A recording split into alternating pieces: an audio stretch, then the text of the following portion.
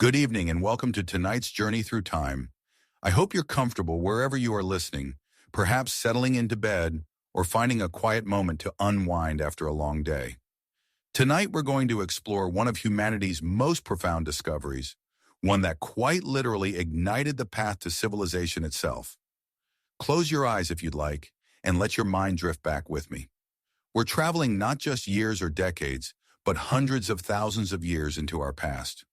Picture a world vastly different from ours, where darkness truly meant danger, where cold could kill, and where our ancestors huddled together in caves and shelters, vulnerable to the elements and the creatures that prowled in the night. In this ancient world, there existed something both beautiful and terrifying, something that danced and flickered, something that could provide warmth and light, but could also destroy everything in its path. Fire. To early humans, fire was initially a force of nature to be feared, much like lightning or floods. Yet somewhere in our distant past, a remarkable transformation occurred. Our ancestors stopped running from fire and began to understand it, control it, and eventually create it themselves. This moment, this leap from fear to mastery, represents one of the most significant turning points in human evolution. When our ancestors first learned to make fire, they didn't just gain a tool. They gained the power to transform their world. Fire extended their days beyond sunset. It protected them from predators. It allowed them to cook food, making nutrients more accessible and expanding their diet dramatically.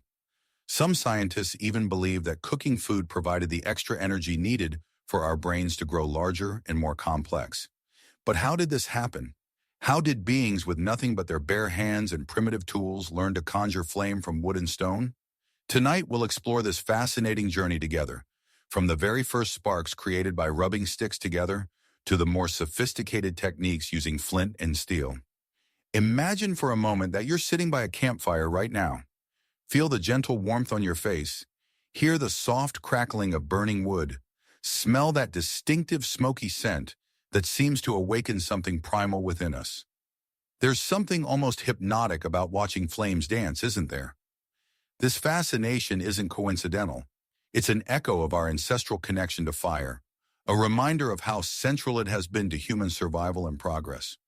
The story we're about to tell spans hundreds of thousands of years and touches every corner of human experience. We'll discover how our ancestors first observed fire in nature, perhaps after lightning strikes or volcanic activity.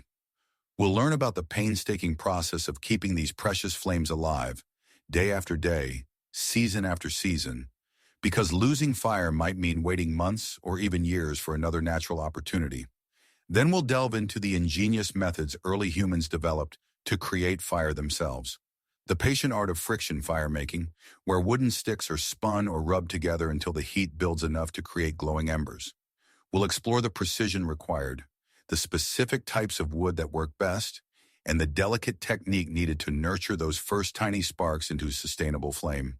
We'll also journey into the world of Stone Age technology, discovering how our ancestors learned that certain stones, when struck together just right, could produce sparks hot enough to ignite carefully prepared tinder.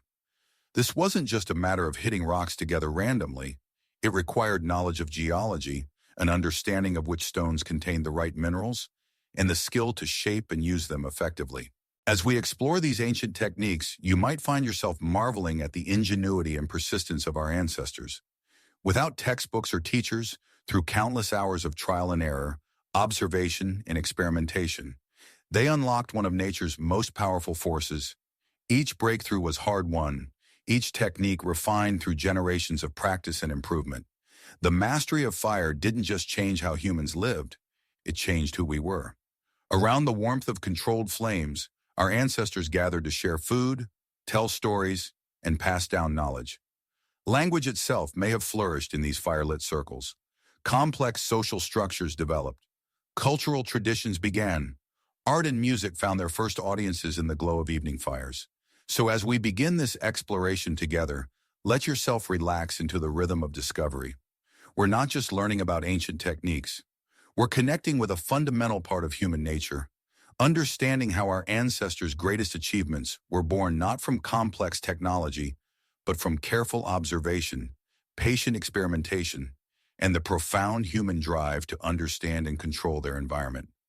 The story of fire is ultimately the story of human ingenuity, triumphing over the challenges of survival, setting the stage for everything that would follow in our species' remarkable journey.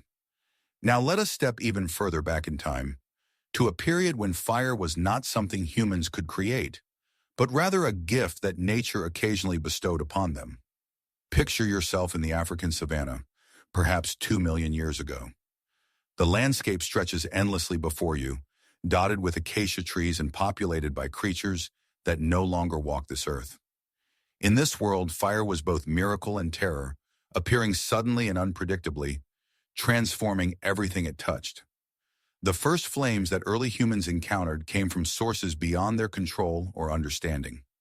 Lightning, that awesome display of nature's power, would split the sky and strike the earth, sometimes igniting dry grass or dead trees.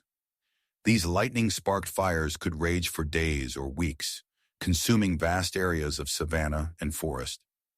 To our ancestors watching from a safe distance, these must have seemed like the work of gods or spirits, incomprehensible forces that could turn night into day and reduce mighty trees to ash. Take a moment to imagine witnessing such a scene. The air would be thick with smoke, carrying the acrid smell of burning vegetation mixed with something else, something that would later become familiar and comforting. The crackling and roaring of flames would fill the air, punctuated by the explosive sounds of sap boiling in tree trunks or the crash of burning branches falling to the ground. Animals would flee in panic, creating a stampede of hooves and cries that added to the overwhelming sensory experience. Yet somewhere in this chaos, a curious ancestor might have noticed something remarkable. In the aftermath of these natural fires, when the immediate danger had passed and the flames had moved on or died down, early humans began to make observations that would change everything. They noticed that the burned areas were not just scenes of destruction, but also of renewal. Certain plants grew back more vigorously after fires. Some seeds only germinated after being exposed to intense heat. Animals returned to graze on the tender new shoots that emerged from the blackened earth. More immediately relevant to survival, they discovered that animals caught in these fires provided ready-cooked meat, easier to chew and digest than raw flesh. But perhaps most importantly, they began to understand that fire could be captured and maintained. Somewhere in our ancestral past, a brave or desperate individual approached the smoldering remains of a lightning-struck tree and discovered that the glowing embers could be carefully transported and fed with dry materials to keep them alive. This moment, lost forever in the mists of prehistory, represents one of humanity's first technological breakthroughs. Archaeological evidence from sites across Africa tells us this story in fragments and whispers. At Wonderwork Cave in South Africa, researchers have found layers of ash and burned bone dating back 1.7 million years. These aren't the chaotic scatters you might expect from accidental fires, but organized deposits that suggest controlled burning. The bones show evidence of having been deliberately placed in fires, indicating that our ancestors were not just opportunistically scavenging fire-cooked meat, but actively using fire for cooking. Consider the patience and dedication required to maintain these precious flames. Without matches or lighters, without even the knowledge of how to create fire from scratch, these early firekeepers faced an enormous responsibility. The fire could never be allowed to die completely, because there was no guarantee when the next natural fire would occur. Lightning might not strike again for months or even years. Volcanic activity was unpredictable and often dangerous to approach. Spontaneous combustion of peat or other organic materials was rare and localized. This necessity gave birth to the first fire-tending practices. Someone in the group, perhaps several individuals working in shifts, would need to watch the fire constantly. They learned which materials burned quickly and provided immediate heat, and which burned slowly and could sustain the fire through the night. Dry grass and leaves caught easily, but were consumed rapidly. Thin twigs and branches burned steadily, but needed frequent replenishment. Thicker logs burned for hours, but required an established fire to ignite them. The role of firekeeper likely carried enormous social and spiritual significance. This person held the survival of the entire group in their hands.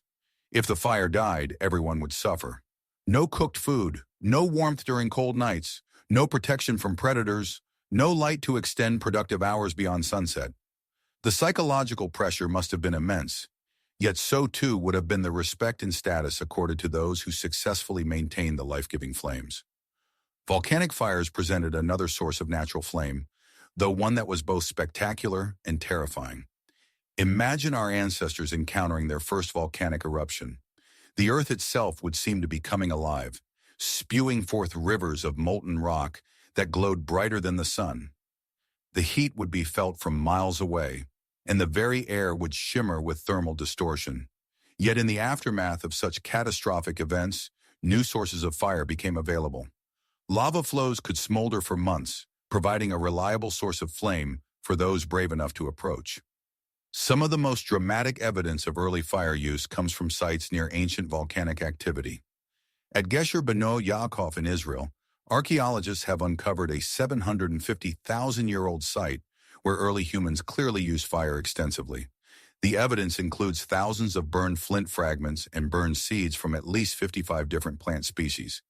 This wasn't opportunistic use of accidental fires, but systematic and sustained fire management that suggests these early humans had developed sophisticated techniques for maintaining and using fire. The discovery and use of natural gas seeps provided yet another source of fire. In various parts of the world, natural gas escapes from underground deposits and can ignite spontaneously or from lightning strikes, creating flames that can burn continuously for years or even decades. The famous eternal flames at locations like Kamera in Turkey or the Darvaza crater in Turkmenistan demonstrate how natural gas can create long-lasting fires. Our ancestors would have encountered similar phenomena and learned to benefit from these reliable fire sources. But accessing these flames was not without danger. Approaching an active fire required careful planning and considerable courage. The heat could be overwhelming, the smoke could choke and blind, and the unpredictable nature of fire meant that flames could suddenly flare up or change direction without warning. Early humans had to develop strategies for safely extracting burning materials from these sources and transporting them back to their camps or shelters. They learned to use long branches or sticks to reach into fires and extract glowing embers. They discovered that certain materials, such as punk wood or dried fungi, could hold an ember for extended periods without bursting into flame, allowing for the transport of fire over considerable distances. They developed containers made from large leaves or animal hide that could carry burning materials without being destroyed by the heat. The seasonal nature of natural fires also shaped early human behavior and migration patterns. Lightning-caused fires were more common during certain seasons, often corresponding with thunderstorm activity. Volcanic eruptions followed their own unpredictable schedules. This uncertainty meant that early humans had to be constantly alert for opportunities to acquire fire, and they likely planned their movements around known sources of natural flame. As generations passed, this relationship with natural fire began to change both human behavior and human biology. Groups that were successful in maintaining fires had significant survival advantages. They could cook food, making it safer and more nutritious. They could extend their active hours into the darkness, allowing for more food gathering, tool making, and social interaction. They could survive in colder climates, expanding their range and reducing competition for resources. The constant need to maintain fire also drove the development of more sophisticated social organization. Someone had to watch the fire at all times, which meant developing systems of shared responsibility and cooperation.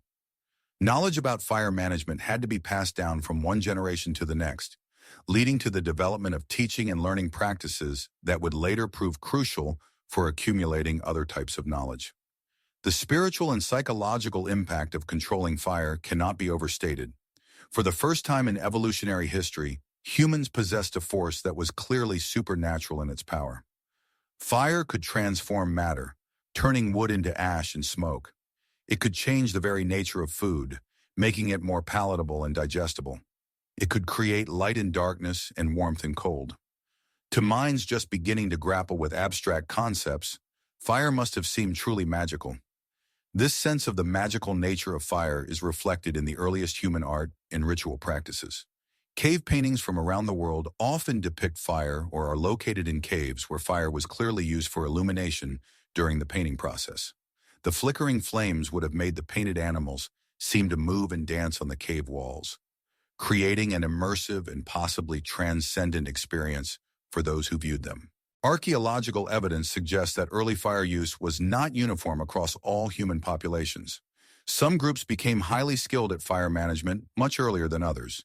These differences may have contributed to different evolutionary paths, with fire-using populations developing advantages that allowed them to expand into new territories and ecological niches. The teeth and jaws of early humans provide fascinating evidence of the impact of cooking with fire. As cooked food became more common, the need for powerful chewing muscles decreased. Over time, human jaws became smaller and teeth became less robust. This freed up space in the skull for brain expansion and changed the shape of the human face in ways that are still visible today. But the benefits of fire came with costs and risks. Fire could be as destructive as it was beneficial. Accidental fires could destroy shelters, tools, and food stores. The smoke from fires could make enclosed spaces uninhabitable or attract unwanted attention from predators or rival groups. Managing fire required constant vigilance and consumed time and energy that might otherwise be devoted to food gathering or other survival activities. The fuel requirements for maintaining fire also influenced where and how early humans lived. They needed access to steady supplies of dry wood, grass, and other burnable materials. This meant staying relatively close to forested areas or learning to range widely in search of fuel.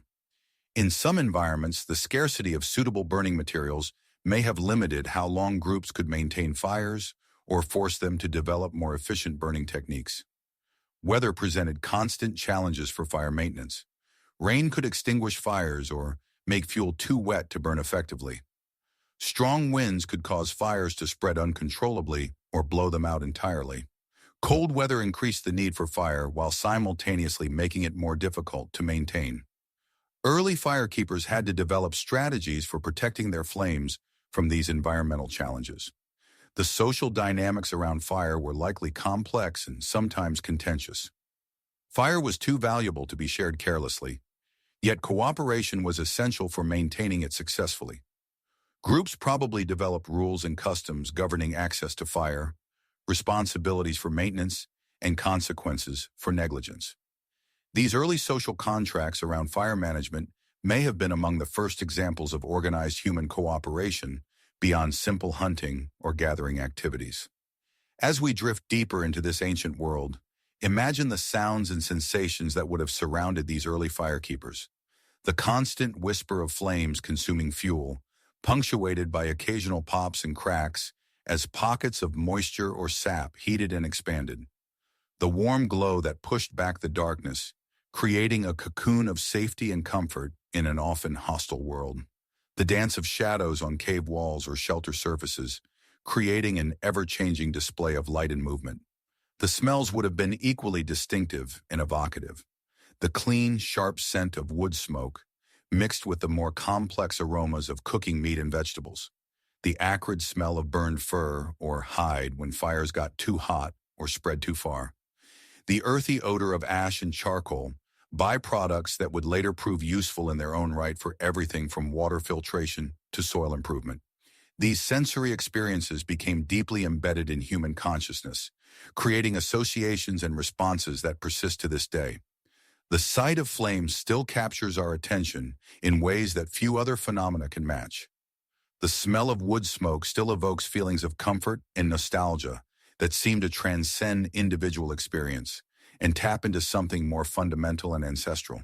The transition from using natural fire to creating fire artificially was gradual and probably involved many false starts and partial successes. Early humans would have observed that certain actions seemed to make fires burn hotter or brighter. Blowing on embers made them glow more intensely. Adding dry materials made flames grow larger. These observations laid the groundwork for understanding the principles that would eventually allow for fire creation. Some researchers suggest that the first artificial fires may have been created accidentally during other activities. The friction involved in making stone tools, for example, could generate enough heat to ignite dry tinder under the right conditions. The sparks created when knapping flint might occasionally land on suitable materials and start small fires. These accidental discoveries would have been noted and remembered, eventually leading to deliberate attempts to replicate the conditions that produced fire. The preservation of natural fire continued to be important, even after humans learned to create fire artificially. Natural sources often provided larger, hotter fires than could be easily created from scratch. They also served as backup sources when artificial fire-making attempts failed. The relationship between natural and artificial fire was probably complementary rather than competitive, with early humans using whatever sources were most readily available and reliable. As we begin to emerge from this deep dive into humanity's earliest relationship with fire, consider how profoundly this natural phenomenon shaped our ancestors' daily lives, social structures, and evolutionary development. Every aspect of existence was touched by fire. Where they lived, what they ate, how they organized their time, how they related to each other, and how they understood their place in the natural world. The mastery of natural fire was humanity's first great technological achievement, accomplished not through sudden inspiration, but through countless generations of careful observation, patient experimentation, and gradual accumulation of knowledge. It set the stage for everything that would follow, establishing patterns of learning, cooperation, and innovation that would characterize human development for millennia to come. Tonight, as you drift towards sleep, perhaps you can imagine yourself as one of these early fire keepers, sitting beside a carefully tended flame as darkness falls around you. Feel the warmth on your face, listen to the gentle crackling of burning wood, and appreciate the profound legacy of those who first learned to capture and maintain nature's most transformative force. The art of friction, the most ancient method. Listen closely now as we journey deeper into the heart of human ingenuity. Picture yourself standing at the edge of time itself, watching as our ancestors first discovered that within two simple pieces of wood lay the power to create life itself. The art of friction fire-making represents perhaps humanity's greatest leap forward, transforming us from creatures dependent on nature's whims into masters of our own warmth and light. The physics behind this ancient magic are beautifully simple yet profoundly complex. When wood rubs against wood with sufficient speed and pressure, the mechanical energy of motion transforms into thermal energy. The cellular structure of the wood begins to break down under this intense friction, releasing tiny particles that glow with heat. These microscopic embers, no larger than specks of dust, reach temperatures of 250 to 300 degrees Celsius. At this critical threshold, they possess enough energy to ignite the tinder that surrounds them. But understanding the science is only the beginning. The real mastery lies in the delicate dance between human intention and natural materials. Our ancestors developed an intimate relationship with wood, learning to read its grain like a language, to feel its moisture content through their fingertips, to choose the perfect combination of hardness and softness that would yield the precious gift of fire. The fire drill method stands as the foundation of all friction fire techniques. Imagine holding a straight wooden spindle, perhaps carved from cedar or basswood, its surface smooth from countless hours of patient preparation. Below it lies a flat board, carefully notched to receive the drill's tip. The notch itself is a work of art, carved at precisely the right depth and angle to collect the growing pile of hot dust that will soon become ember. The motion begins slowly, deliberately. The drill spins between open palms, creating a gentle grinding sound that speaks of patience and persistence. As the hands move up and down the spindle, maintaining pressure while allowing the wood to turn, tiny particles of dust begin to accumulate in the notch. The air fills with the scent of heated wood, a sweet and earthy aroma that signals the awakening of fire. The rhythm is everything. Too fast, and the heat dissipates before it can concentrate. Too slow, and the friction never builds to the critical temperature. The practitioner must find that perfect cadence, that sweet spot where mechanical energy transforms most efficiently into thermal energy. Their breathing becomes part of the rhythm, steady and controlled, providing both the oxygen the eventual ember will need and the calm focus required for success. But the fire drill, while foundational, demands tremendous physical endurance. The constant pressure and repetitive motion can exhaust even the strongest arms within minutes. This limitation drove our ingenious ancestors to develop the fire bow, a mechanical advantage that would revolutionize the art of friction firemaking. The fire bow system transforms the linear motion of the drill into a more efficient back-and-forth rotation, A curved wooden bow, strung with cordage made from plant fibers or sinew, wraps around the drill spindle. The practitioner holds the bow horizontally and draws it back and forth like a violin bow, causing the drill to spin rapidly in alternating directions. The beauty of this system lies not just in its mechanical efficiency, but in its ability to maintain consistent pressure and speed. A bearing block, held in the non-bow hand, presses down on the top of the drill, providing steady downward force while allowing the spindle to rotate freely. This block, often made from a hard wood or stone, must be perfectly smooth to minimize friction at the top while maximizing it at the bottom where fire is born. The sound of a fire bow in operation is hypnotic, a rhythmic whisper that speaks of ancient wisdom in action. The bow slides back and forth with increasing urgency, the drill spinning faster and faster, boring deeper into the baseboard. The growing pile of brown dust becomes finer and finer, heated to the point where it begins to smoke and glow with inner fire. Yet even with these improvements, the fire bow requires perfect coordination between hands, arms, and breathing. The bow hand must maintain steady rhythm, while the bearing block hand provides consistent pressure.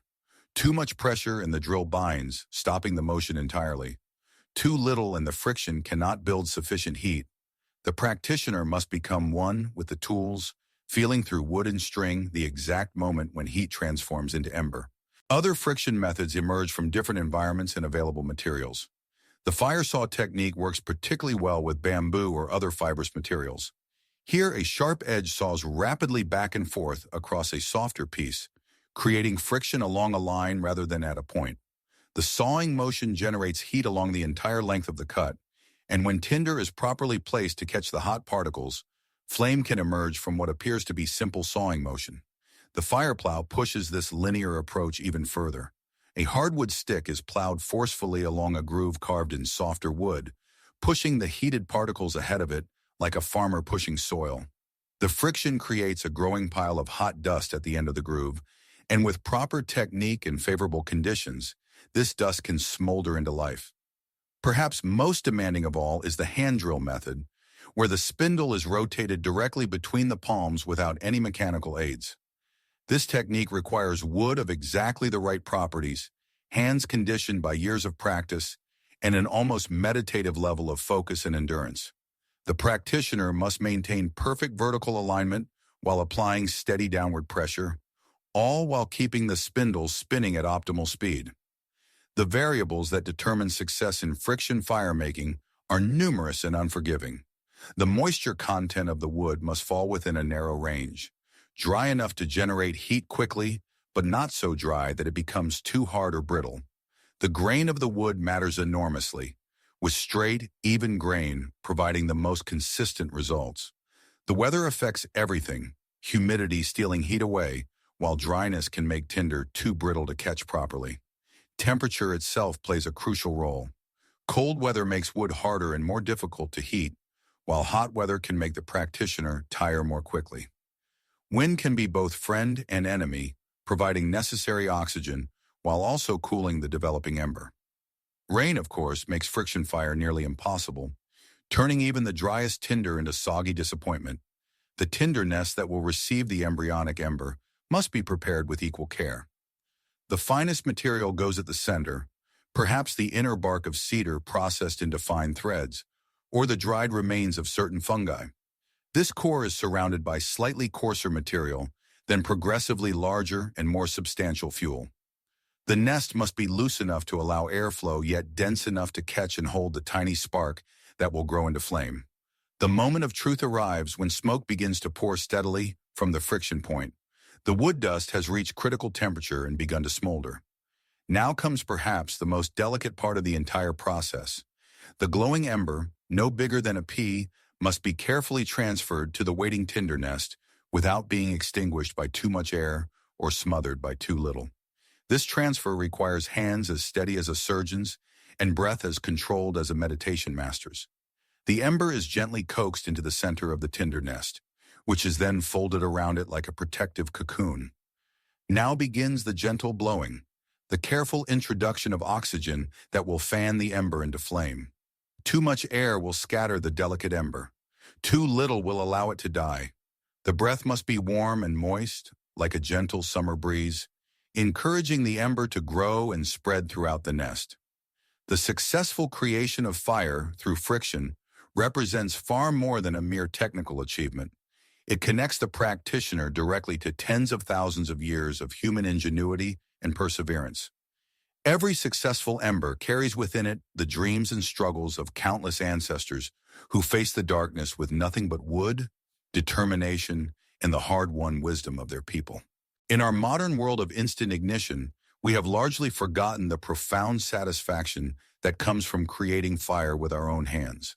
The process demands patience in an age of instant gratification, physical effort in a time of mechanical convenience, and intimate knowledge of natural materials in an era of synthetic substitutes. Yet those who take the time to master these ancient arts discover something precious that no modern convenience can provide: a direct connection to the fundamental forces that shaped human civilization. The skills involved in friction firemaking extend far beyond the mere creation of flame. They teach us to read the subtle language of wood, to understand moisture and grain, and density through touch and sound and smell. They develop hand strength and coordination, patience and persistence, problem-solving skills, and deep observation of natural processes. Most importantly, they reconnect us to the long chain of human knowledge that stretches back to our earliest ancestors. As you drift towards sleep tonight, imagine the countless fires that have been born from friction throughout human history. Picture the patient hands working wood against wood, the growing pile of heated dust, the first wisps of smoke, and finally the miraculous moment when ember becomes flame. In that moment, darkness yields to light, cold to warmth, and the impossible becomes possible through nothing more than human ingenuity and the willing cooperation of ancient wood. These fires lit the caves of our ancestors, warmed their children, cooked their food, and gathered their communities together in circles of light and warmth that echo still in our deepest memories of home and safety and human connection. Flint and steel, the mineral revolution. Now we enter a new chapter in humanity's relationship with fire, one written not in wood and friction, but in stone and metal, in the sharp crack of flint against steel, and the brilliant shower of sparks that follows. 40,000 years ago, somewhere in the cold reaches of what we now call Europe, a human being made a discovery that would revolutionize firemaking forever. They struck two stones together and watched as tiny fragments of burning metal flew through the air like fallen stars, each one hot enough to ignite the carefully prepared tinder waiting below. This was the birth of the flint and steel method, a quantum leap forward that would dominate firemaking technology for millennia to come. To understand the profound impact of this discovery, we must first journey into the heart of the stones themselves, into the ancient geological processes that created these remarkable fire bearers and the physics that makes their magic possible. Flint, that most famous of firestones, begins its story deep beneath prehistoric seas. Millions of years ago, in the warm, shallow waters that once covered much of what is now Europe and North America, countless microscopic organisms lived and died, their silica-rich shells drifting down to form thick layers on the ocean floor. Over vast spans of time, these deposits were compressed and transformed, the silica recrystallizing into the dense, fine-grained rock we call flint. But flint is just one member of a family of firemaking stones. Chert, quartzite, agate, and jasper all share the crucial property that makes them suitable for striking sparks. They are composed primarily of silica, silicon dioxide, arranged in a microcrystalline structure that gives them their hardness and their ability to fracture in sharp, predictable ways. When these stones rate 7 or higher on the Mohs scale of mineral hardness, they become capable of scraping tiny particles from softer metals, heating these particles to incandescence through the violence of the impact. The physics of spark creation is a dance between hardness and chemistry, between mechanical force and oxidation reaction. When flint strikes steel with sufficient force, the impact scrapes away microscopic fragments of iron. These fragments, suddenly exposed to oxygen and heated by the friction of their creation, undergo rapid oxidation. In simpler terms, they burn, reaching temperatures that can exceed 2,000 degrees Celsius in the brief moment of their existence. These burning particles are what we see as sparks, each one a tiny star born from the marriage of stone and metal. They fly outward from the point of impact, following ballistic trajectories that carry them several inches through the air before they cool and die. But in that brief flight, they carry enough heat to ignite properly prepared tinder, transforming their momentary existence into the sustained flame that our ancestors needed to survive. The steel component of this partnership underwent its own evolution. Early firemakers discovered that certain iron-rich minerals, particularly marcasite and pyrite, could serve the same function as manufactured steel. These golden-colored stones, sometimes called fool's gold, contain iron sulfide compounds that spark readily when struck against flint. Archaeological evidence suggests that marcasite and flint were being used together for fire-making as early as the Upper Paleolithic period, making this one of humanity's oldest technological partnerships. The quality of both flint and steel determines the success of the spark-making process.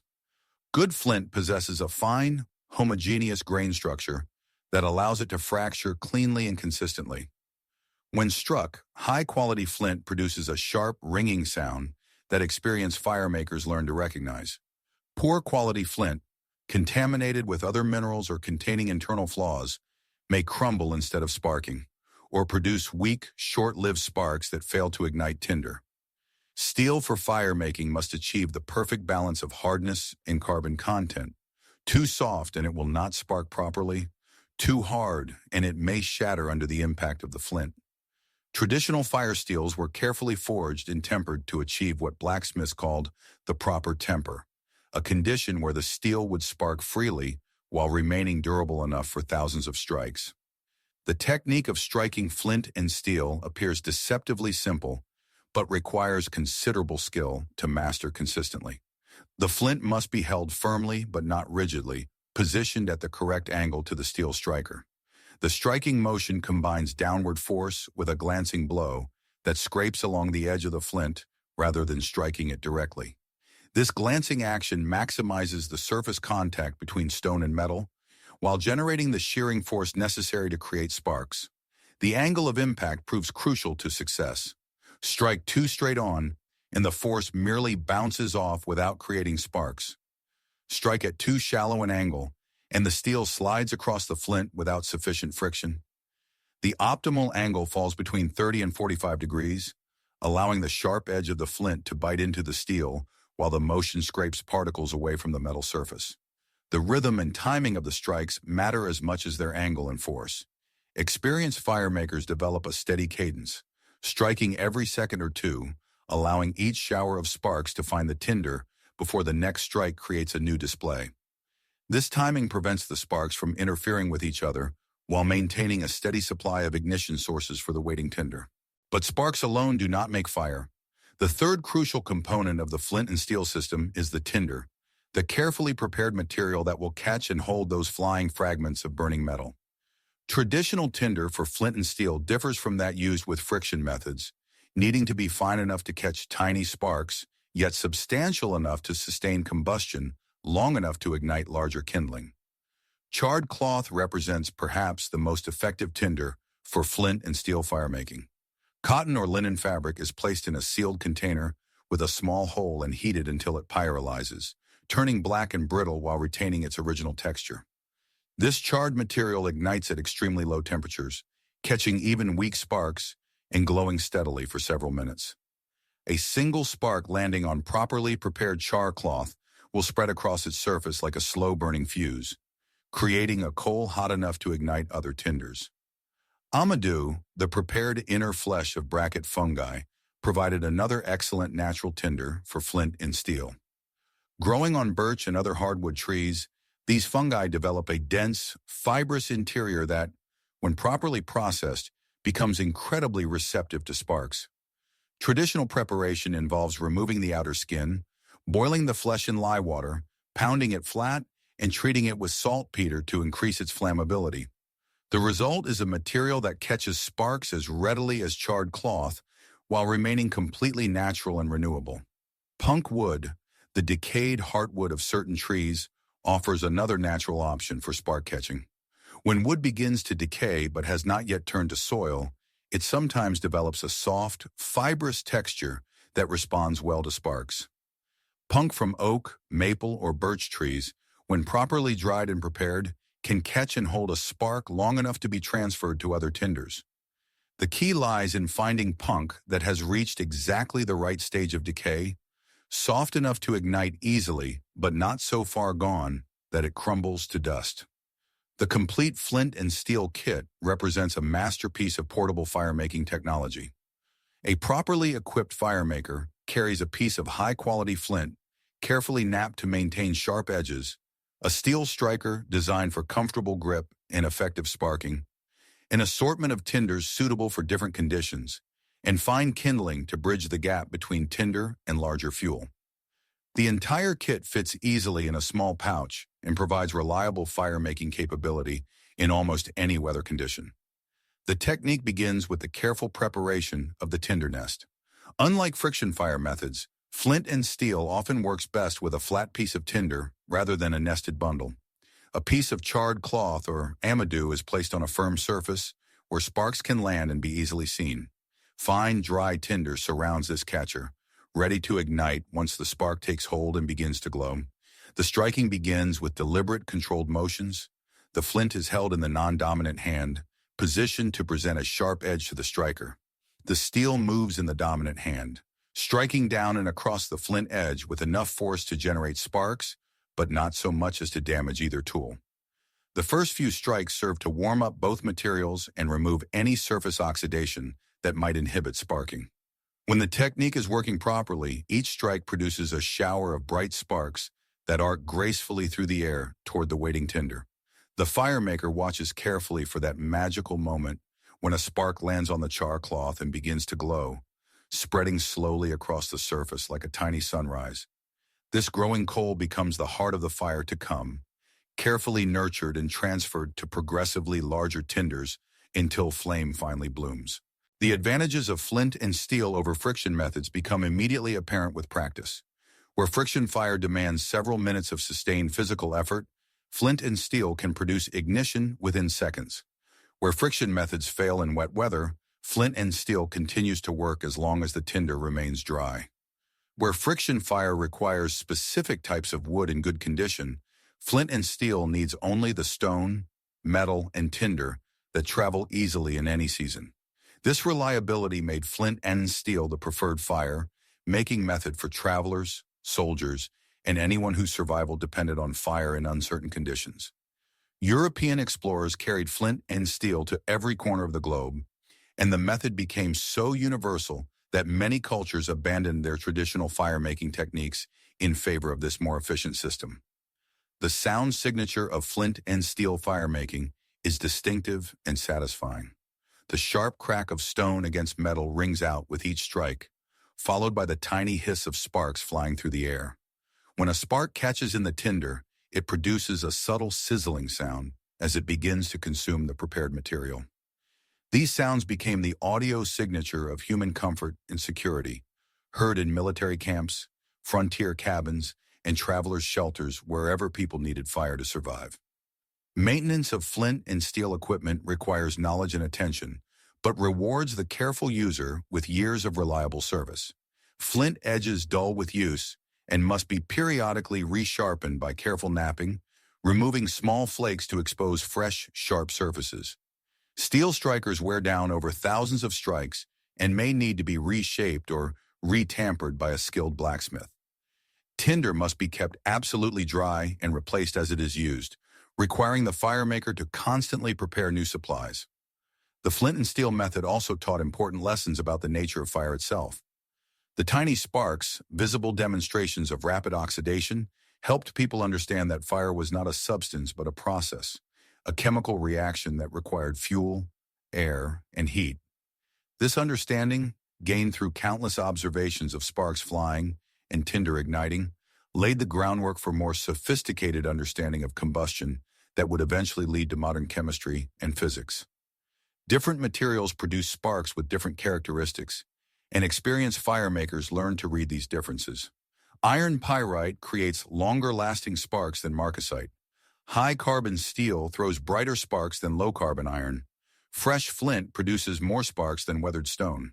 This accumulated knowledge represented generations of careful observation and experimentation, a scientific approach to firemaking that bridged the gap between ancient craft and modern understanding. The flint and steel revolution also democratized firemaking in ways that friction methods never could. While friction fire requires significant physical strength and endurance, flint and steel can be used effectively by children, elderly people, and those with physical limitations. This accessibility meant that more members of a community could contribute to firemaking, reducing dependence on specialized firekeepers and increasing overall survival capabilities. Regional variations in flint and steel technique developed as the method spread around the world. In some areas, people learned to use local stones that sparked well with steel. In others, alternative metals like brass or bronze found use as strikers. Some cultures developed elaborate decorated firemaking sets that served as much for ceremony and status as for practical fire starting. These variations demonstrate the adaptability of the basic flint and steel principle to different materials and cultural needs. The psychological impact of mastering flint and steel cannot be understated. The ability to create fire on demand in almost any conditions with a few simple tools provides a profound sense of security and competence. Modern practitioners often describe the satisfaction of seeing sparks fly and tinder catch as deeply fulfilling, connecting them to thousands of years of human firemaking tradition while providing practical skills that remain useful even in our technological age. As we follow the trail of sparks through history, we see how this simple combination of stone and metal-shaped human development in countless ways. Reliable firemaking enabled exploration of colder climates, longer sea voyages, and permanent settlement in marginal environments. It supported the development of metallurgy, ceramics, and other fire-dependent technologies. Most importantly, it freed humanity from dependence on maintaining continuous fires, allowing for greater mobility and flexibility in how and where people lived. Tonight, as you settle into rest, imagine the countless sparks that have flown from flint and steel throughout human history.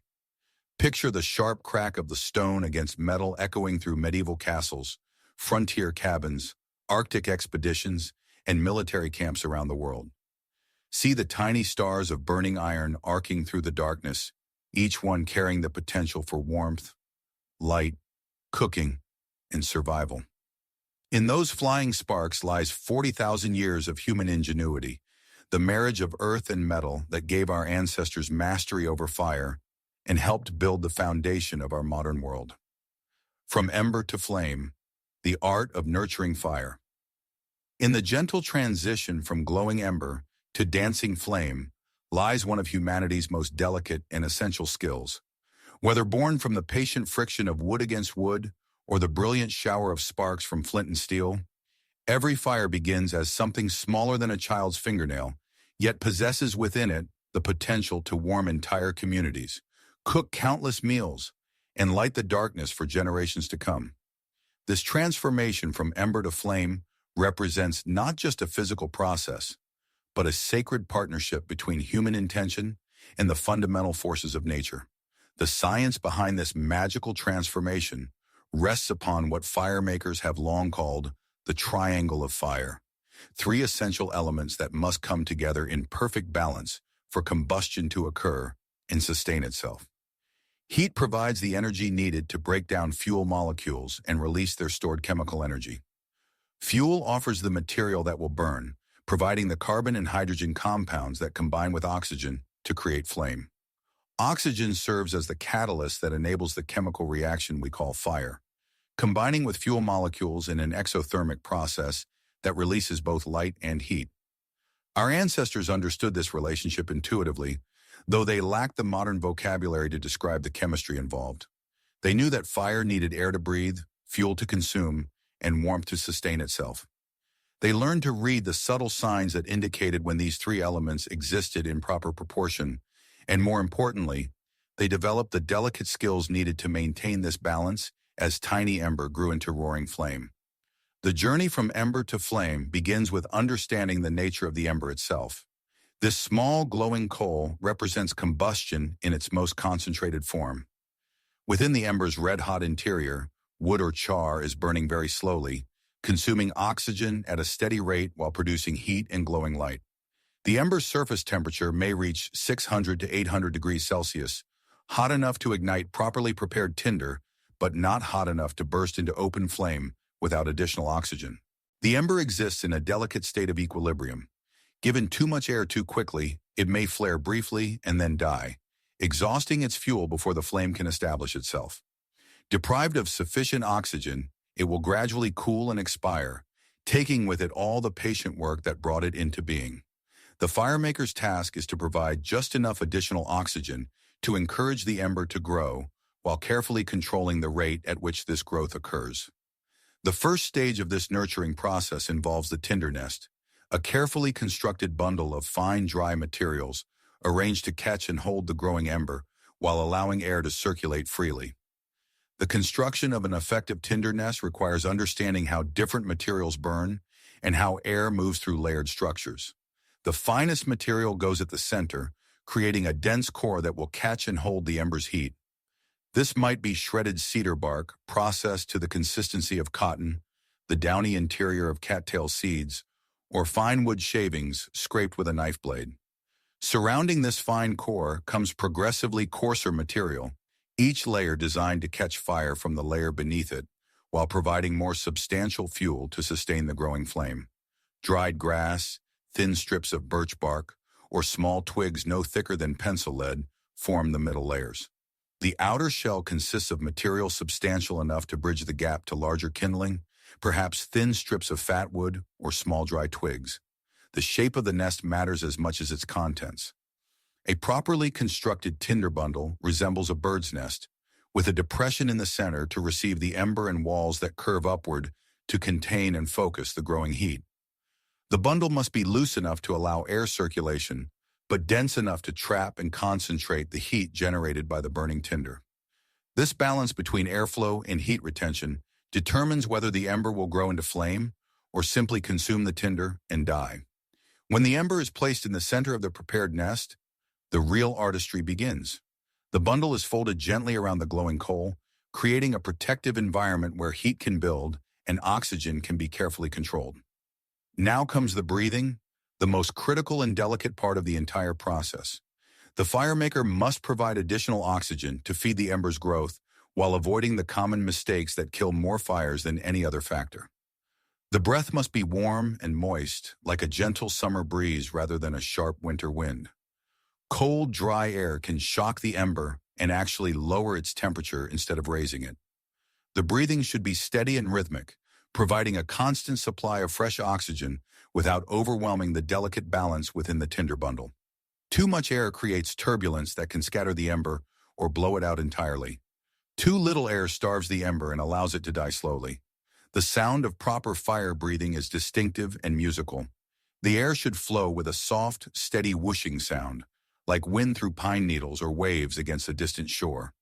Harsh, sharp sounds indicate too much force, while silence suggests insufficient airflow. Experienced firemakers learn to modulate their breathing instinctively, reading the ember's response and adjusting the air supply accordingly.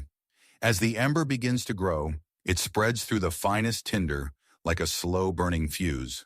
The material around the original ember starts to glow and smoke, releasing the sweet scent of burning cellulose. This smoke is crucial feedback for the firemaker, indicating that the combustion process is expanding and the tinder temperature is rising toward the ignition point of open flame. The color and behavior of this smoke tells the story of what is happening inside the tinder bundle. Thin white smoke suggests that moisture is being driven off, but combustion has not yet fully established itself. Thick gray smoke indicates that pyrolysis is occurring, breaking down the cellulose structure and releasing combustible gases. When the smoke becomes dense and begins to pour steadily from the bundle, flame is imminent. The critical moment arrives when the smoke ignites, creating the first true flames. This transition often happens suddenly, with a small puff of fire that quickly spreads through the prepared tinder. The firemaker must be ready for this moment, gradually increasing the air supply to feed the growing flames, while protecting them from wind or disturbance that could extinguish them before they establish themselves firmly. Once flame appears, the focus shifts to building the fire structure that will sustain and grow the combustion. This requires understanding how different sizes of fuel burn and how to arrange them for optimal airflow and heat transfer. The progression follows a natural hierarchy, from the hair-thin fibers that caught the original ember, to pencil-thick twigs, then thumb-sized branches, and finally the substantial fuel wood that will sustain a long-burning fire. Kindling represents the crucial bridge between tinder and fuel wood. These small, dry pieces of wood must be fine enough to ignite from the tinder flames, yet substantial enough to produce the heat needed to ignite larger material. The best kindling is completely dry, free of bark when possible, and split to expose the wood's interior. Soft woods like pine and cedar make excellent kindling because their resin content makes them ignite easily and burn hot.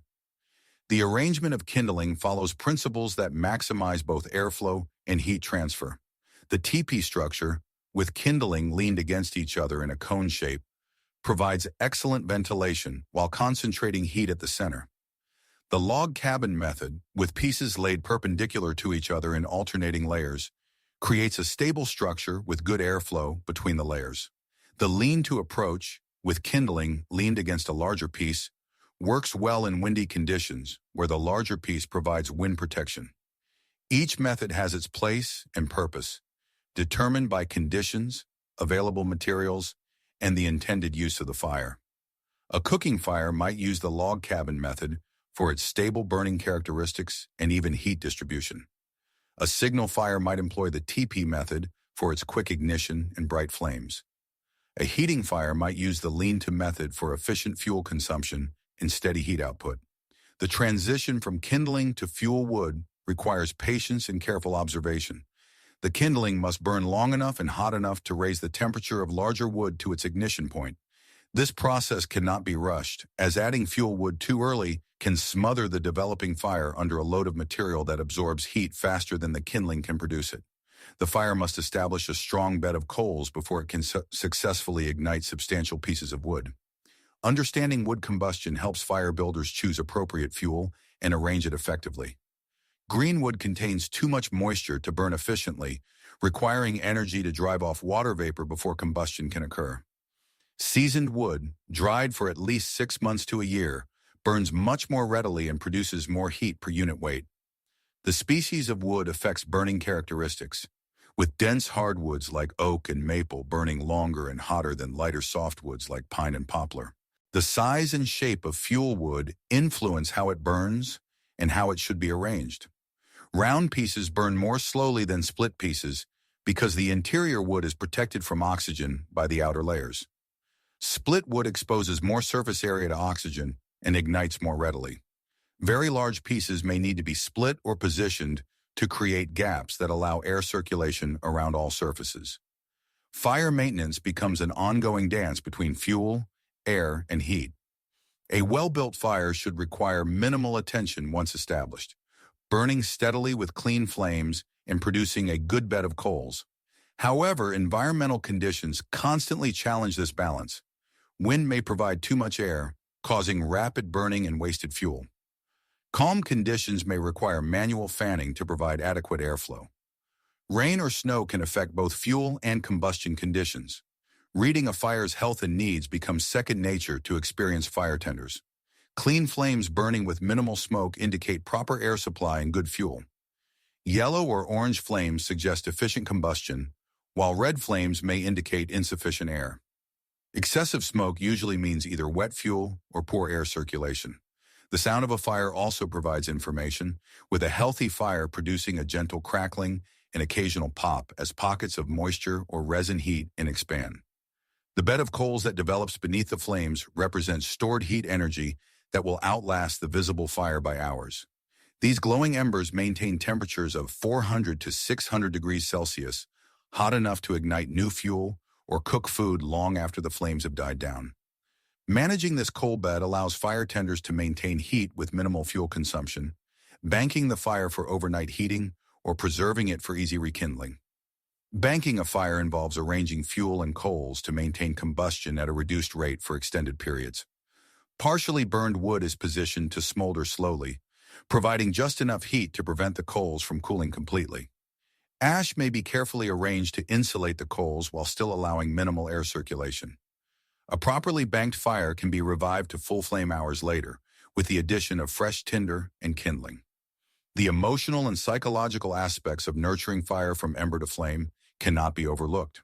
This process requires patience, attention, and a willingness to work with natural processes rather than against them.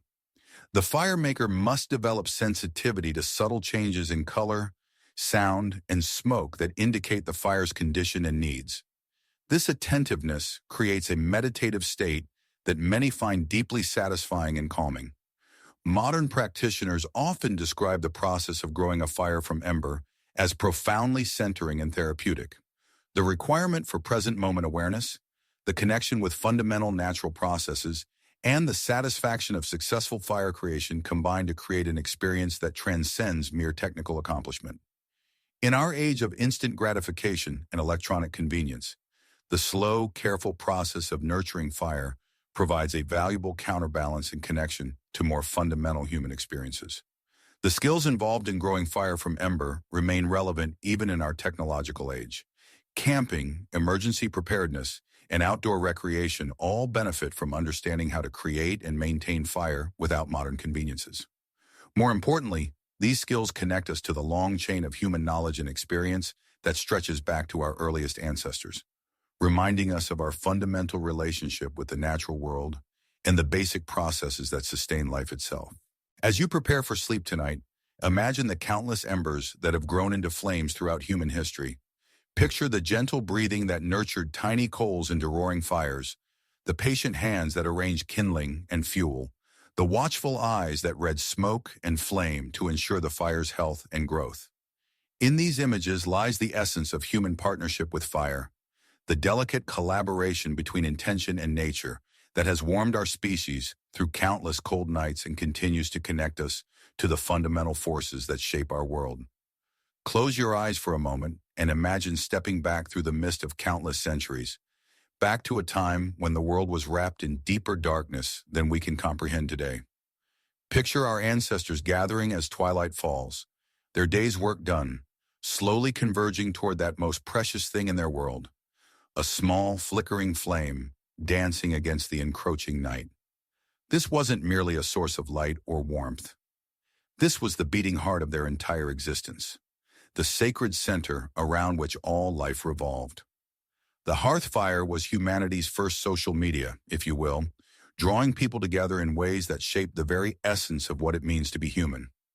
As darkness settled like a heavy blanket over the ancient landscape, families and tribes would arrange themselves in that magical circle of light, their faces illuminated by the golden glow, their voices weaving together in the world's oldest form of entertainment and education: storytelling. Here, in this intimate sphere of warmth and light, language flourished and culture was born. The elders would share their wisdom, speaking of hunts both successful and failed, of weather patterns and animal behavior, of the spirits that dwelt in the shadows beyond the fire's reach. Think about the profound psychological shift that occurred when humans first began to control fire. Suddenly, the night was no longer an enemy to be feared, but a time of gathering, of communion, of shared experience. The fire created what anthropologists call a social hearth, a space where hierarchies softened, where knowledge was transmitted, where the bonds of community were forged and strengthened. Children learned not just practical skills, but the stories that would shape their understanding of the world, their place in it, and their relationship with the divine forces they believed governed their lives. The crackling of burning wood became humanity's first meditation soundtrack, its rhythmic popping and hissing creating a natural white noise that calmed the mind and opened the heart to deeper contemplation. Archaeological evidence suggests that our ancestors spent hours each evening gathered around these fires, and in those hours, something extraordinary happened. The human brain, freed from the constant vigilance required for daytime survival, began to wander into realms of imagination and creativity that would eventually give birth to art, music, religion, and philosophy. But fire was never just a practical tool. It was sacred from the very beginning. Across every culture that has ever existed, fire has been revered as a divine gift, a bridge between the earthly and the celestial realms. The ancient Greeks told the story of Prometheus, who stole fire from the gods and gave it to humanity, an act of rebellion so significant that Zeus condemned him to eternal torture. Yet Prometheus became a hero, a symbol of the divine spark within human nature that drives us to reach beyond our limitations and claim knowledge that perhaps we were never meant to possess. In the Hindu tradition, Agni represents the sacred fire that connects earth to heaven, the mouth of the gods through which offerings are consumed and prayers carried skyward. Agni is both the physical flame and the spiritual energy that animates all life, the divine spark that exists within every living being. The sacred fires maintained in Hindu temples have burned continuously for centuries, tended by priests who understand their role as guardians of something far greater than mere combustion. The ancient Egyptians worshipped Ra, the sun god whose daily journey across the sky brought light and life to the world. But Ra was more than just the sun. He represented the eternal flame of consciousness, the divine fire that illuminates not just the physical world, but the inner landscape of the soul. Egyptian pharaohs were considered living embodiments of this solar fire, divine beings whose very presence brought order to chaos and light to darkness. Fire appears in the origin stories of virtually every culture on Earth, often as the pivotal moment when human beings transcended their animal origins and became something more. The Aboriginal Australians speak of ancestral beings who first brought fire to humanity during the Dreamtime, that sacred period when the world was still soft and malleable, when the boundaries between spirit and matter were fluid and permeable. These fire-bringer spirits didn't just give humans a tool, they gave them the power to transform the world, to cook food, to clear land, to create art and tools, to gather in community and speak their thoughts aloud. Native American traditions are rich with fire ceremonies and fire symbolism, from the sacred pipe that carries prayers to the spirit world on wisps of smoke, to the sweat lodge where purifying fires heat the stones that create the womb-like environment for spiritual rebirth. The eternal flame that burns at many Native American sacred sites represents the unbroken connection between past, present, and future, the continuous presence of ancestral wisdom and guidance. The concept of keeping an eternal flame has appeared independently in cultures around the world, suggesting something deeper than mere coincidence. In ancient Rome, the Vestal Virgins tended the sacred fire that was believed to protect the entire empire. If the flame ever went out, it was considered a catastrophic omen, and the priestess responsible could face death as punishment. These eternal flames weren't just symbols. They were understood to be living entities, divine presences that required constant care and reverence. The Olympic flame, which burns throughout the modern Olympic Games, connects us directly to this ancient understanding of fire as sacred. When runners carry the torch from Olympia to wherever the games are being held, they're participating in a ritual that stretches back thousands of years, an acknowledgement that some things transcend national boundaries and cultural differences. The flame represents the best of human potential, the divine spark of excellence and striving that unites all people regardless of their origins. But perhaps nowhere is fire's spiritual significance more evident than in the rituals surrounding death and transition. The practice of cremation, found in cultures across the globe, reflects a deep understanding of fire as a transformative force, capable of releasing the spirit from its earthly bonds and carrying it to whatever realm awaits beyond this life. The funeral pyre becomes a doorway, the flames serving as messengers, carrying the deceased from the world of the living to the world of the ancestors. The smoke rising from these sacred fires was understood to be the visible manifestation of prayers and spirits ascending to the heavens. Watch smoke rise from any fire, and you'll see why our ancestors found it so mesmerizing and meaningful.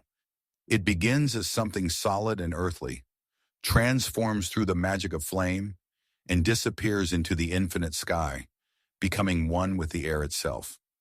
This visible metaphor for spiritual transformation spoke to something deep in the human psyche, something that recognized in fire's alchemy a reflection of our own potential for transcendence. Incense burning, practiced in temples and homes across the world, maintains this ancient connection between fire, fragrance, and the divine. The careful selection of woods, resins, and herbs to create specific scents wasn't arbitrary. It was based on deep knowledge of how different aromas could affect consciousness, open the heart, and create a bridge between the ordinary world and the sacred. The thin threads of smoke rising from incense sticks or bowls carry more than just pleasant scents. They carry intentions, prayers, and offerings to whatever divine presence the practitioner seeks to honor or petition. Consider the profound symbolism embedded in our language when we speak of enlightenment, illumination, or having a bright idea. Fire became the universal metaphor for consciousness, knowledge, and spiritual awakening, because our ancestors understood intuitively that there was something fundamentally similar between the flame that burns in a hearth and the spark of awareness that burns within the human mind. Both consume fuel to create light and warmth, both can be kindled or extinguished, both require care and attention to maintain, and both have the power to transform everything they touch. The phrase passing the torch carries this ancient wisdom forward into modern language, acknowledging that knowledge and tradition must be actively transmitted from one generation to the next, just as a flame must be carefully transferred from one torch to another to prevent it from dying out. When we speak of someone as a beacon or a shining light, we're drawing on this primordial understanding of fire as the visible manifestation of inner wisdom and guidance. Religious traditions around the world have maintained this connection between fire and the divine through ceremonies that would be immediately recognizable to our ancient ancestors. The Hanukkah menorah celebrates the miracle of sacred oil that burned for 8 days when there was only enough for one, a story that speaks to the mysterious power of divine fire to sustain itself beyond all reasonable expectation. The Christian tradition of the Easter Vigil begins in complete darkness and culminates with the lighting of the Paschal candle, whose flame is shared throughout the congregation until the entire space blazes with light. A powerful enactment of how spiritual illumination spreads from person to person, heart to heart. Diwali, the Hindu festival of lights, transforms entire cities into glittering wonderlands as millions of oil lamps, candles, and fireworks celebrate the victory of light over darkness, knowledge over ignorance, good over evil. For 5 days, the boundary between the sacred and mundane dissolves as every home becomes a temple, every flame becomes an offering, every light becomes a prayer made visible. The fire ceremonies of various traditions often involve specific rituals for kindling the sacred flame, acknowledging that not all fires are created equal. The fire used for sacred purposes must be birthed through intention, prayer, and proper technique, often using the same friction methods our ancestors developed tens of thousands of years ago. There's something profound about creating sacred fire through these ancient methods that connects the practitioner directly to the unbroken chain of human spiritual seeking that stretches back to our earliest beginnings. Family itself emerged from the hearth fire, and our very word family derives from the Latin familia, which originally referred to all those who shared the same household fire. The concept of home, of belonging, of kinship, all of these fundamental human experiences were shaped by the daily reality of gathering around the shared flame. Even today, when we want to create intimacy and connection, we light candles, build fires, create that ancient circle of light that speaks to something deeper than words. The traditional blessing of the hearth fire in many cultures wasn't just about ensuring good luck or protection. It was an acknowledgement that the family fire was connected to all the fires that had ever burned, part of an unbroken chain of flame stretching back to the first spark our ancestors coaxed from dry wood and steady hands. When the fire was lit each morning, it was a daily renewal of humanity's covenant with the divine forces that had made civilization possible. These ancient flames continue to burn within us, metaphorically speaking, as we gather around modern hearths, whether they burn wood or gas, whether they exist in our living rooms or in the pixels of our screens as we watch digital fireplaces. The fascination remains, the sense of peace and connection, the way our breathing naturally slows and deepens in the presence of dancing flames. We are still those ancient humans, still drawn to the light, still seeking warmth and community and meaning in the eternal dance of flame and shadow. Evolution of technology, from fire to forge. As we journey deeper into the relationship between humanity and fire, we arrive at a pivotal moment in our species' development. The mastery of fire creation was merely the beginning of a technological revolution that would transform simple flames into the driving force of civilization itself. 8,000 years ago, in the fertile valleys of Mesopotamia and the Nile, Human ingenuity began to harness fire's power in ways that would fundamentally alter the course of history. The first kilns and forges emerged from the accumulated wisdom of countless generations, each representing a quantum leap in our ability to shape the world around us. The earliest furnaces were deceptively simple structures, yet they embodied principles of heat concentration and airflow control that would remain unchanged for millennia. Picture these ancient ovens, built from stones carefully selected for their ability to withstand extreme temperatures, their interiors lined with clay that had been mixed with organic materials to prevent cracking. These primitive kilns could achieve temperatures of 1,000 to 1,200 degrees Celsius, hot enough to transform raw clay into durable pottery and sand into glass, opening entirely new realms of human creativity and utility. The key insight that drove this technological leap was understanding that fire's power could be concentrated and controlled through careful design. Where open fires dispersed their heat in all directions, losing much of their energy to the surrounding air, enclosed furnaces captured and focused thermal energy with remarkable efficiency. The walls of these early kilns absorbed heat during the firing process and radiated it back inward, creating an environment where temperatures could build far beyond what any open flame could achieve. Airflow control emerged as the critical factor in achieving high temperatures consistently. Early furnace builders learned to create draft systems that pulled fresh air into the combustion chamber while allowing hot gases to escape in controlled patterns. Some designs featured bellows systems, where operators used leather bags or wooden paddles to force additional air into the fire, dramatically increasing the oxygen supply and driving temperatures even higher. The rhythmic sound of these early bellows became the heartbeat of human industry, a percussion that would echo through workshops and foundries for thousands of years. The art of reading fire by color developed naturally from these high-temperature applications. Metalworkers learned that iron glowed with specific colors at different temperatures, creating a visual thermometer that allowed precise control without modern instruments. Dull red indicated temperatures around 600 degrees Celsius, bright red suggested 800 degrees, orange meant 1,000 degrees, and the coveted yellow-white glow signaled temperatures above 1,100 degrees. These color codes became a universal language among craftsmen, passed down through generations of apprentices who learned to judge temperature as accurately as any modern barometer. The relationship between bellows operator and smith became one of the most intimate partnerships in human technology. The bellows worker had to maintain steady rhythmic pumping that provided consistent airflow without overwhelming the fire or disrupting the careful balance of fuel and oxygen. Too much air too quickly could create a roaring fire that wasted fuel and made temperature control difficult. Too little air resulted in a dull, cool fire inadequate for metalworking.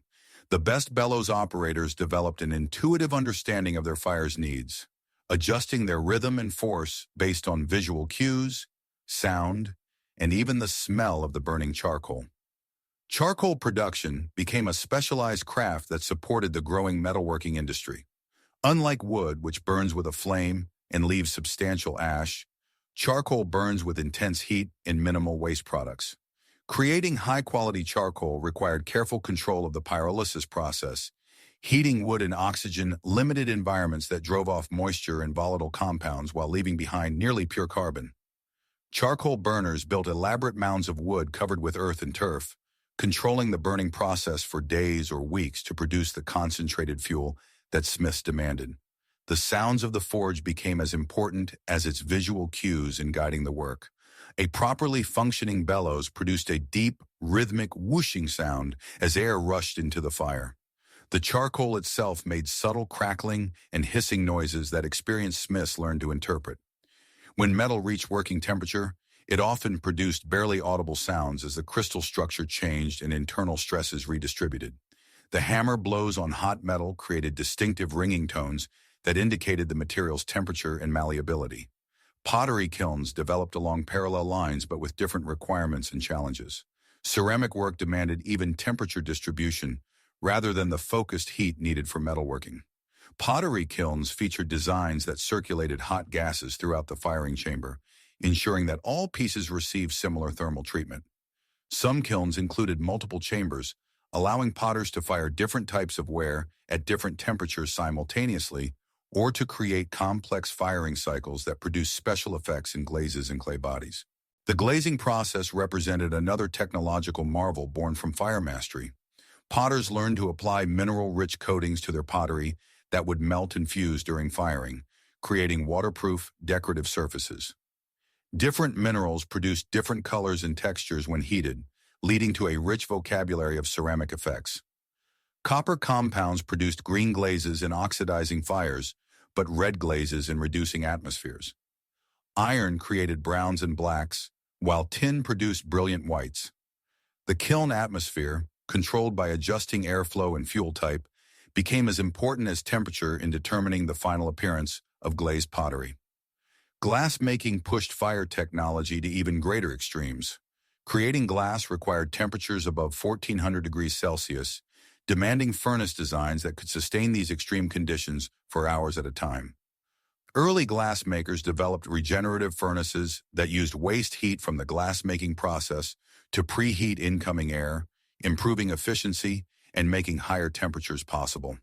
The glass itself had to be kept molten throughout the forming process, requiring glory holes and reheating furnaces that allowed craftsmen to work the material while maintaining its plasticity.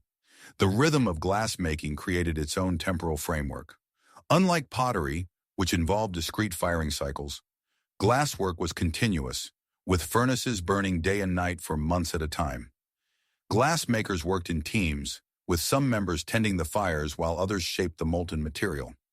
The timing of each operation was critical, as glass that cooled too much became unworkable, while glass that remained too hot lost its ability to hold complex shapes.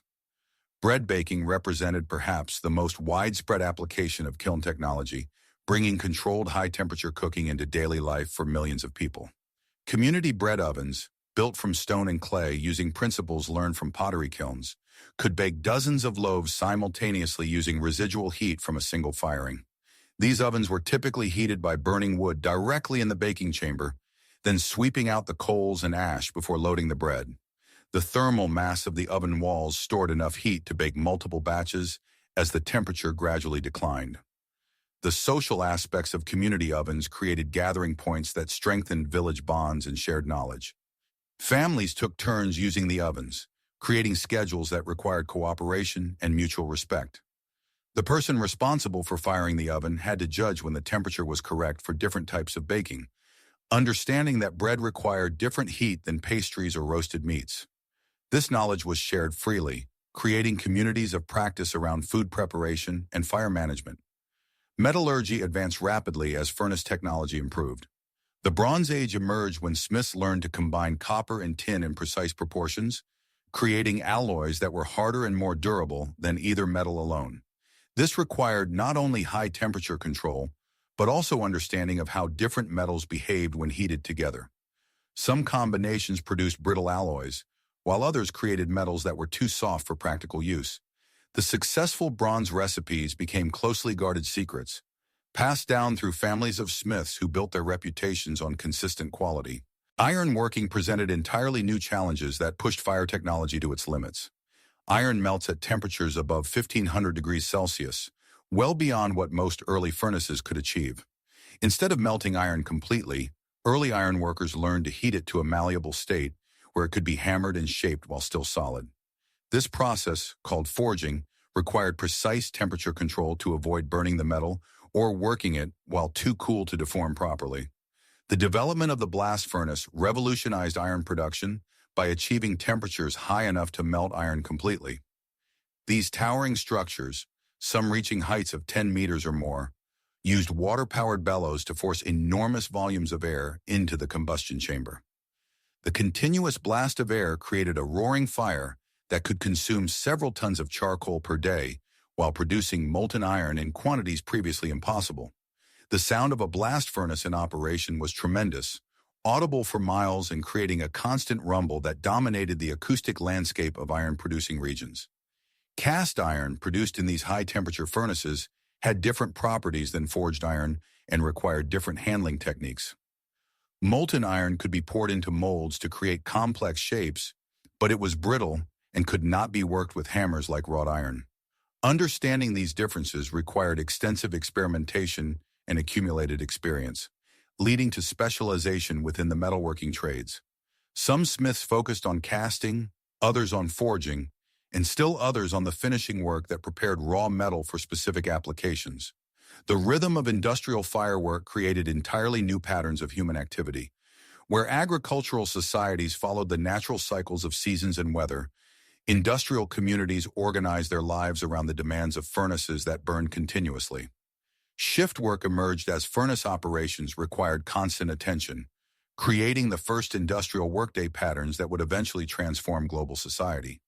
The glow of industrial fires became a new kind of lighthouse, visible from great distances and signaling the presence of human technology and ambition.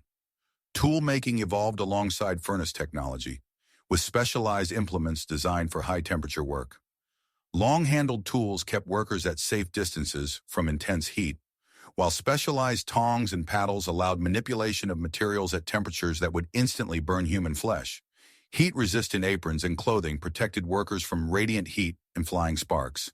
The development of these protective tools and techniques made sustained high-temperature work possible and relatively safe, opening new possibilities for technological development. Quality control in fire-based industries relied heavily on sensory skills that took years to develop. Master craftsmen learned to judge temperature by color, to assess metal quality by sound, to determine readiness by smell, and to control processes through touch and timing. These skills could not be easily taught through books or lectures, but required hands-on experience under the guidance of experienced practitioners. The apprenticeship system that developed around these crafts created formal methods for transferring complex technical knowledge across generations. The environmental impact of large-scale fire use began to shape human settlements and land use patterns. Furnace operations required enormous quantities of fuel, leading to systematic forest management and charcoal production. Some regions experienced deforestation as local wood supplies were consumed faster than natural regeneration could replace them. This environmental pressure drove technological innovation, leading to more efficient furnace designs and alternative fuel sources. Water power began to supplement human and animal power in fire-related industries. Water wheels drove the bellows systems that supplied air to furnaces, allowing much larger and more powerful operations than manual labor could sustain. Trip hammers powered by water wheels could shape hot metal with force and precision beyond human capability. These early industrial applications of water power created the foundation for later steam-powered industries that would transform the global economy. The specialization of fire-related crafts created new social classes and economic relationships. Master craftsmen who controlled advanced fire technologies commanded high prices for their products and services. Guild systems developed to protect trade secrets and maintain quality standards within specific crafts. The concentration of valuable fire technologies in certain locations led to the rise of industrial cities and trade networks that connected raw materials with skilled craftsmen and finished products with distant markets. Innovation in fire technology often emerged from the intersection of different crafts and knowledge systems. Glassmakers' understanding of high-temperature chemistry influenced ceramic glazing techniques. Metalworkers' experience with alloys informed glass coloring methods. Bakers' knowledge of heat retention in ovens influenced furnace design for other applications. These cross-pollinations of knowledge accelerated technological development and created new possibilities that no single craft could have achieved in isolation. The psychological relationship between craftsmen and their fires developed into something approaching partnership. Experienced practitioners learned to read their fires like living entities, understanding their moods and needs, responding to subtle changes in behavior, and maintaining the delicate relationships that sustained high-temperature processes. This intimate knowledge created emotional bonds between workers and their tools that went far beyond mere mechanical operation, fostering innovation and excellence that purely rational approaches could not achieve. As you drift towards sleep tonight, imagine the countless furnaces that have burned throughout human history, each one representing human ambition transformed into glowing reality. Picture the rhythmic breathing of ancient bellows, the shower of sparks from hammered metal, the gentle roar of charcoal fires pushing temperatures beyond anything nature provides. In these images lies the foundation of human technology, the patient application of fire mastery that transforms simple flames into the engines of civilization itself.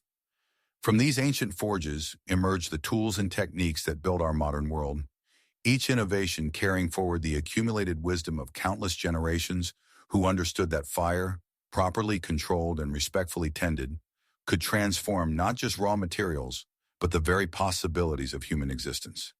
Let us drift now into the deeper mysteries that lie beneath every flickering flame, those invisible forces and chemical dances that our ancestors sensed intuitively but could never fully understand. There is something almost magical about peering behind the veil of fire's apparent simplicity to discover the intricate symphony of atoms and molecules that creates every spark, every tongue of flame, every wisp of smoke that has ever risen toward the sky. Fire, you see, is not quite what it appears to be. When you gaze into dancing flames, you are not looking at a solid object or even a liquid, but at something far more ethereal and mysterious. A visible manifestation of energy in transition, matter transforming itself from one state to another in a process so fundamental that it touches the very essence of how our universe operates. What we call fire is actually a plasma, that fourth state of matter that exists beyond solid, liquid, and gas, a state where atoms become so energized that electrons begin to separate from their nuclei, creating a glowing, ionized realm that bridges the gap between matter and pure energy. The chemical reality behind every flame is an ancient love story between fuel and oxygen, a passionate embrace that releases the stored energy of countless summers when plants captured sunlight and locked it away in their cellular structures. When we burn wood, we are literally releasing sunshine that fell on leaves years or even decades ago, watching as those captured photons escape in the form of heat and light, returning to the cosmos from whence they came. This is why fire has always felt sacred to human beings. We are witnessing the liberation of stellar energy, the return of light to light. The fundamental equation that governs all combustion is elegantly simple yet profound in its implications. Fuel plus oxygen plus heat equals fire, water vapor, carbon dioxide, and energy. But within this apparent simplicity lies a cascade of molecular interactions so complex that scientists are still discovering new details about how flames actually work. Every molecule of wood or paper or wax that burns must first be heated enough to break apart into smaller fragments. Then these fragments must combine with oxygen in precise ratios. And finally, the resulting chemical bonds must release their energy in the form of photons, packets of light that our eyes perceive as the dancing, glowing essence we call flame. The colors that flames display tell us intimate secrets about their temperature and composition, creating a visible thermometer that our ancestors learned to read with remarkable precision. The coolest flames glow with deep reds and oranges, their temperatures hovering around 600 to 800 degrees Celsius, hot enough to boil water instantly, yet relatively cool in the spectrum of combustion. As flames grow hotter, they climb through yellow into white, reaching temperatures of 12 to 1500 degrees Celsius, hot enough to melt copper and bronze, temperatures that open the doorway to humanity's age of metals.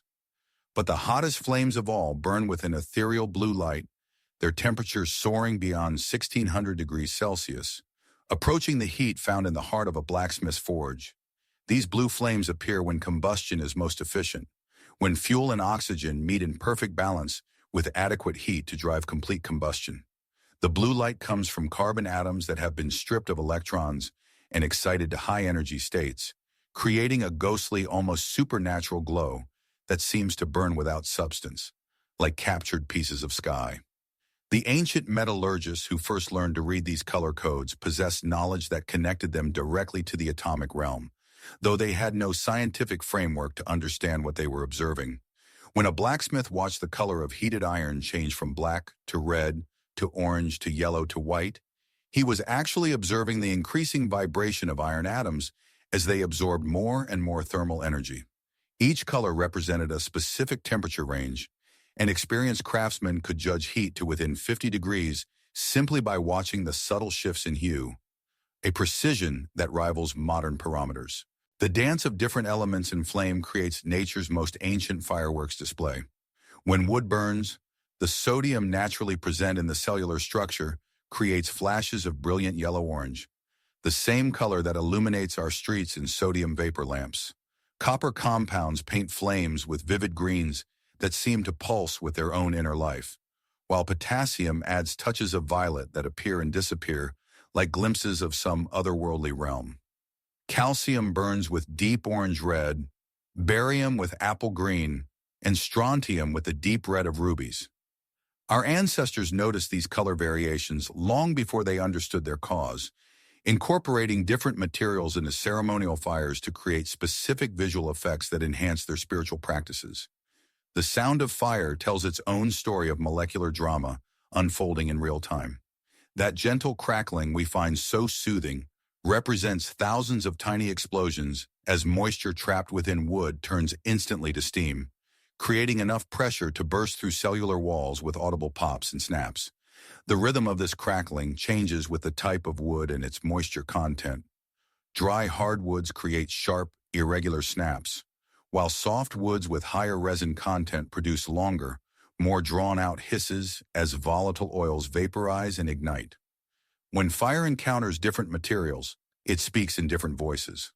The cheerful pop of burning pine comes from resin pockets exploding as they heat up, while the steady hiss of burning oak represents the more even release of moisture in volatile compounds. Bamboo creates dramatic pops that can startle the unwary as air trapped in the hollow segments expands rapidly and bursts through the walls. Our ancestors learned to identify different types of fuel simply by listening to how they burned, developing an auditory vocabulary of combustion that helped them choose the right materials for different purposes. The smoke that rises from every fire carries its own complex chemistry, a visible river of partially burned particles and gases that tells the story of incomplete combustion. White smoke generally indicates efficient burning with adequate oxygen, where most of the fuel is being completely consumed and converted to water vapor and carbon dioxide. The white color comes from tiny droplets of water vapor condensing in the cooler air above the flame, creating a mist that catches and scatters light. Gray smoke suggests less efficient combustion, often due to insufficient oxygen or fuel that contains higher moisture content. The gray color comes from particles of unburned carbon and other materials suspended in the smoke, creating a haze that blocks and absorbs light rather than scattering it. Black smoke indicates seriously incomplete combustion, where fuel is being heated enough to break down, but not hot enough or oxygen-rich enough to burn completely. The dense black color comes from particles of pure carbon, essentially soot, that failed to find oxygen partners and instead clumped together into visible particles. Reading smoke was a crucial survival skill for our ancestors, who needed to understand not just whether their fire was burning efficiently, but also how to adjust airflow, fuel arrangement, and moisture content to achieve the exact type of combustion they needed for different tasks. A blacksmith needed intensely hot flames with minimal smoke for metalwork, while someone smoking meat wanted cooler, smokier conditions that would preserve food without cooking it too quickly. The chemistry of smoke also explains why certain woods were prized for specific purposes. The smoke from different trees contains different volatile compounds that affect both flavor and preservation properties. Oak smoke contains tannins and other compounds that help preserve meat while adding distinctive flavors, while fruit woods like apple and cherry produce smoke rich in aromatic compounds that enhance food without overpowering it. Pine and other resinous woods create smoke laden with turpentines and other compounds that can be harsh and bitter, making them unsuitable for food preparation, but excellent for signaling or ceremonial purposes. Fire's relationship with oxygen reveals one of nature's most fundamental partnerships. Combustion is essentially a rapid form of the same oxidation process that causes iron to rust or fruit to brown when exposed to air, but accelerated and intensified to the point where it releases light and heat along with chemical byproducts. The oxygen molecules in air are like eager dance partners, waiting to combine with fuel molecules in an energetic embrace that releases the chemical energy stored in molecular bonds. This is why fire dies when deprived of oxygen and flares up when fresh air is introduced. Ancient firekeepers understood this relationship intuitively, learning to control their fires by adjusting airflow through careful arrangement of fuel and strategic use of bellows or blowing techniques. They knew that fire needed to breathe just as living creatures do, and they developed sophisticated methods for feeding their flames exactly the right amount of air to achieve specific temperatures in burning characteristics. The triangular relationship between fuel, heat, and oxygen creates what modern firefighters call the fire triangle. Remove any one element and combustion cannot occur. Our ancestors understood this principle through practical experience, learning to smother fires by excluding air, eliminate fuel by creating fire breaks, or reduce heat by adding water or dirt. This same principle guided their fire-making techniques as they learned to balance all three elements in precise proportions to coax flames from initially reluctant materials. Temperature is perhaps the most critical variable in fire's chemistry, determining not just whether combustion will occur, but also how complete and efficient it will be. Different materials have different ignition temperatures, the minimum heat required to start the chemical reactions that lead to self-sustaining combustion. Paper ignites at around 230 degrees Celsius, while wood typically requires temperatures between 300 and 400 degrees Celsius, depending on the species and moisture content. But reaching ignition temperature is only the beginning. Once combustion begins, the fire must generate enough heat to maintain itself, creating a self-perpetuating cycle where the energy released by burning fuel provides the heat needed to ignite more fuel. This is why starting a fire requires such careful attention to fuel size and arrangement. The initial flames must be hot enough to heat larger pieces of fuel to their ignition temperature, creating a chain reaction that builds from tiny flames to roaring conflagration. The ancient firemakers understood this progression instinctively, developing the time-tested sequence of tinder, kindling, and fuel wood that remains the foundation of firecraft today. Tinder materials like dried grass, birch bark, or charred cloth have very low ignition temperatures and burn quickly and hotly, providing the initial heat source. Kindling materials like small twigs and wood shavings have higher ignition temperatures but burn longer and hotter than tinder, providing the sustained heat needed to ignite larger fuel wood. The fuel wood then burns steadily and hot enough to maintain the fire for extended periods. The heat transfer mechanisms that make fire possible operate through three distinct pathways: conduction, convection, and radiation. Conduction carries heat through direct contact, allowing flames to spread along connected fuel sources like the links in a chain. Convection carries heat through the movement of hot gases and air currents, spreading fire upward and outward as heated air rises and creates circulation patterns. Radiation transmits heat through electromagnetic waves, allowing fire to ignite materials at a distance without any physical contact. Ancient fire tenders learned to manipulate all three heat transfer mechanisms to control their fires. They used conduction by carefully arranging fuel so that burning pieces would heat adjacent materials to ignition temperature. They harnessed convection by building fires with proper spacing to allow air circulation while preventing heat from escaping too quickly. They utilized radiation by positioning materials at optimal distances from flames, close enough to receive radiant heat, but not so close as to be consumed before reaching proper ignition temperature. The electromagnetic spectrum of fire extends far beyond visible light, encompassing infrared radiation that we feel as heat and sometimes extending into ultraviolet frequencies in the hottest flames. This invisible radiation carries most of the energy released by combustion, heating surrounding materials and air through electromagnetic waves that travel at the speed of light. When you feel the warmth of a fire on your face from across a room, you are experiencing this radiant energy transfer, the same process that carries heat from the sun across 93 million miles of space to warm our planet. The chemical bonds that break and form during combustion involve electron interactions that occur on timescales measured in femtoseconds, quadrillionths of a second.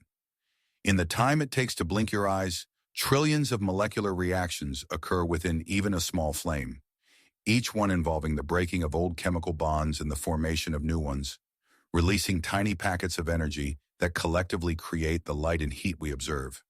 This molecular choreography happens so quickly and on such a vast scale that the individual reactions blur together into the smooth, continuous phenomenon we perceive as steady flame. Yet within this apparent continuity, fire is actually a dynamic, constantly changing system where different regions experience different temperatures, chemical compositions, and reaction rates. The base of a candle flame, where fuel vapor first encounters oxygen, burns differently than the tip where combustion is nearly complete. The core of a wood fire, where pyrolysis breaks down cellulose and lignin into simpler compounds, operates under different conditions than the outer regions, where these compounds mix with oxygen and ignite. Understanding fire science illuminates why our ancestors developed such reverence for this seemingly simple yet profoundly complex phenomenon. They were witnessing atomic-level transformations that convert matter into energy, molecular dances that reveal the fundamental forces holding our universe together, and chemical processes that connect the Earth to the stars through the endless cycling of elements between different forms and states of being. In our modern world of electric lights and digital screens, of central heating and microwave ovens, we might assume that fire has become obsolete, relegated to the occasional camping trip or romantic dinner. Yet something remarkable happens when we encounter real flame in our contemporary lives. Something deep within us awakens, a part of our being that has been quietly waiting through all the years of technological advancement, all the layers of civilization we have built around ourselves like protective shells. There exists within the human psyche what researchers have termed the fascination response, an involuntary, almost hypnotic attraction to flickering flames that appears to be hardwired into our neural architecture. Watch people around a campfire or fireplace, and you will see this ancient programming activate. Conversations grow softer and more intimate. Breathing naturally slows and deepens. Stress hormones decrease, and a profound sense of peace settles over the gathering like a gentle blanket. This is not merely nostalgia or cultural conditioning. It is our evolutionary heritage asserting itself, reminding us that we are still, at our core, the same beings who first learned to tend fires in caves tens of thousands of years ago. Scientific studies have revealed that the sound of crackling fire has measurable effects on human physiology and psychology. The irregular, complex rhythms of burning wood create what acousticians call pink noise, a type of sound that contains all frequencies, but with more energy in the lower frequencies, similar to the sound of gentle rainfall or ocean waves. This natural soundscape triggers the relaxation response in our nervous system, activating the parasympathetic branch that governs rest, digestion, and healing. Blood pressure drops, muscle tension releases, and brain waves shift toward the alpha patterns associated with meditation and deep relaxation. But beyond these measurable physiological effects lies something even more profound: fire's ability to serve as a bridge between our modern rational minds and the deeper, more intuitive ways of knowing that guided our ancestors. In a world increasingly dominated by artificial light and digital stimulation, natural fire offers a refuge for parts of our consciousness that have been neglected or overwhelmed. The gentle, ever-changing patterns of flame provide a form of moving meditation, a visual anchor that allows the busy mind to settle and the deeper self to emerge. This explains the remarkable resurgence of interest in primitive fire-making skills in our contemporary world. Across the globe, people are rediscovering the profound satisfaction of creating fire through friction methods their ancestors perfected millennia ago. These aren't merely survival skills. They represent a form of active meditation, a way of reconnecting with fundamental human capabilities that modern life has rendered seemingly obsolete. The process of creating fire from scratch demands complete present moment awareness, patience, persistence, and a delicate sensitivity to subtle changes in temperature, smoke, and the behavior of materials. When someone successfully creates their first fire using only wood and friction, the sense of accomplishment goes far beyond practical achievement. There is a recognition, often accompanied by tears of joy or profound emotion, that they have connected with something essential about human nature itself. They have proven to themselves that beneath all the layers of technological dependence and modern convenience, they still possess the fundamental skills that enabled our species to survive and thrive. This realization often catalyzes deeper changes in how people relate to the natural world and their own capabilities. The bushcraft and primitive skills movement that has flourished in recent decades represents more than outdoor recreation. It embodies a deep hunger for authentic experience in an increasingly artificial world. People spend weekends learning to start fires with bow drills and flint and steel, to read the subtle signs that indicate good tinder, to understand the relationship between wood density and burning characteristics. These skills connect them to an unbroken chain of human knowledge that stretches back to the very origins of our species. There is something profoundly therapeutic about the deliberate slowness required for traditional firecraft. In a world where instant gratification has become the norm, where we expect immediate responses to our digital commands, the patient process of coaxing flame from resistant materials offers a different rhythm of engagement with the world. It teaches lessons that cannot be learned any other way, that some things cannot be rushed, that success often comes only after multiple failures, that understanding develops through careful observation and countless hours of practice. Modern architecture and interior design have begun to recognize this deep human need for connection with fire. Even in the most contemporary homes, architects are finding ways to incorporate fireplaces and fire features, not out of necessity for heat, but in recognition of fire's psychological and social importance. These modern hearths serve the same function they have for millennia, creating focal points for gathering, conversation, and contemplation. The design of these contemporary fire features often attempts to distill fire down to its essential elements, removing the utilitarian aspects of heating and cooking to focus purely on fire's aesthetic and psychological effects. Glass-enclosed gas fireplaces, linear fire tables, and outdoor fire bowls represent efforts to maintain the benefits of fire while adapting to modern safety and convenience requirements. Yet something is inevitably lost in this translation: the full sensory experience of real wood fire, with its complex aromas, varied sounds, and unpredictable behavior. This has led to a counter-movement toward more authentic fire experiences, even within modern settings.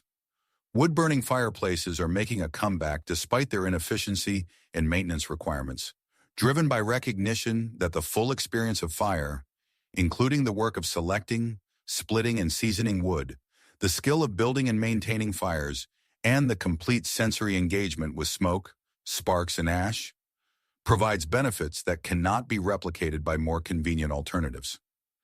The therapeutic applications of fire have begun to receive serious attention from mental health professionals and wellness practitioners. Fire meditation, where individuals sit quietly observing flames while allowing thoughts and emotions to arise and pass away naturally, has shown promise in treating anxiety, depression, and trauma-related disorders. The combination of visual focus, natural sound, and the calming effects of radiant heat creates ideal conditions for the kind of deep relaxation that allows healing to occur. Some therapists have begun incorporating controlled fire experiences into their practice, recognizing that the process of creating and tending fire can serve as a powerful metaphor for personal transformation and healing. The careful attention required to maintain a fire, the patience needed to build flames gradually from small beginnings, and the acceptance of fire's unpredictable nature all mirror important aspects of psychological growth and recovery.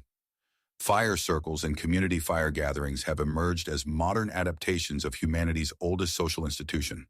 These events, which occur in urban parks, retreat centers, and private gatherings, attempt to recreate the intimate, authentic connections that formed around ancestral hearths. Participants often report that conversations around fire take on a different quality, more honest, more vulnerable, more connected to fundamental human concerns rather than the surface-level interactions that dominate much of modern social life.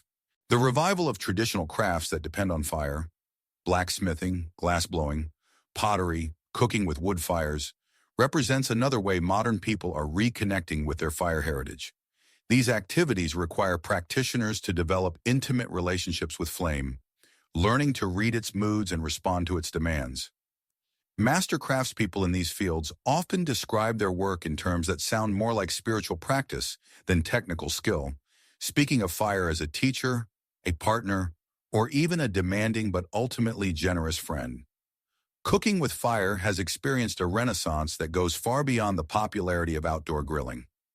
Wood-fired ovens, open hearth cooking, and primitive cooking methods have captured the imagination of both professional chefs and home cooks who recognize that food cooked over real fire possesses flavors and textures that cannot be achieved through any other means. The slow, attentive process required for fire cooking creates a different relationship with food preparation, one that honors the ingredients, the process, and the ancient human tradition of transforming raw materials through the alchemy of flame, the environmental movement has complicated our modern relationship with fire, as awareness of air pollution and climate change has led to restrictions on wood burning in many areas. Yet this has also sparked innovation in cleaner burning wood stoves and more efficient combustion systems that reduce emissions while maintaining the essential experience of real fire. The challenge of balancing environmental responsibility with deep human needs for fire connection continues to evolve as we search for sustainable ways to honor both our planetary home and our evolutionary heritage. Fire festivals and celebrations around the world continue to draw millions of participants who gather to witness and participate in large-scale fire displays.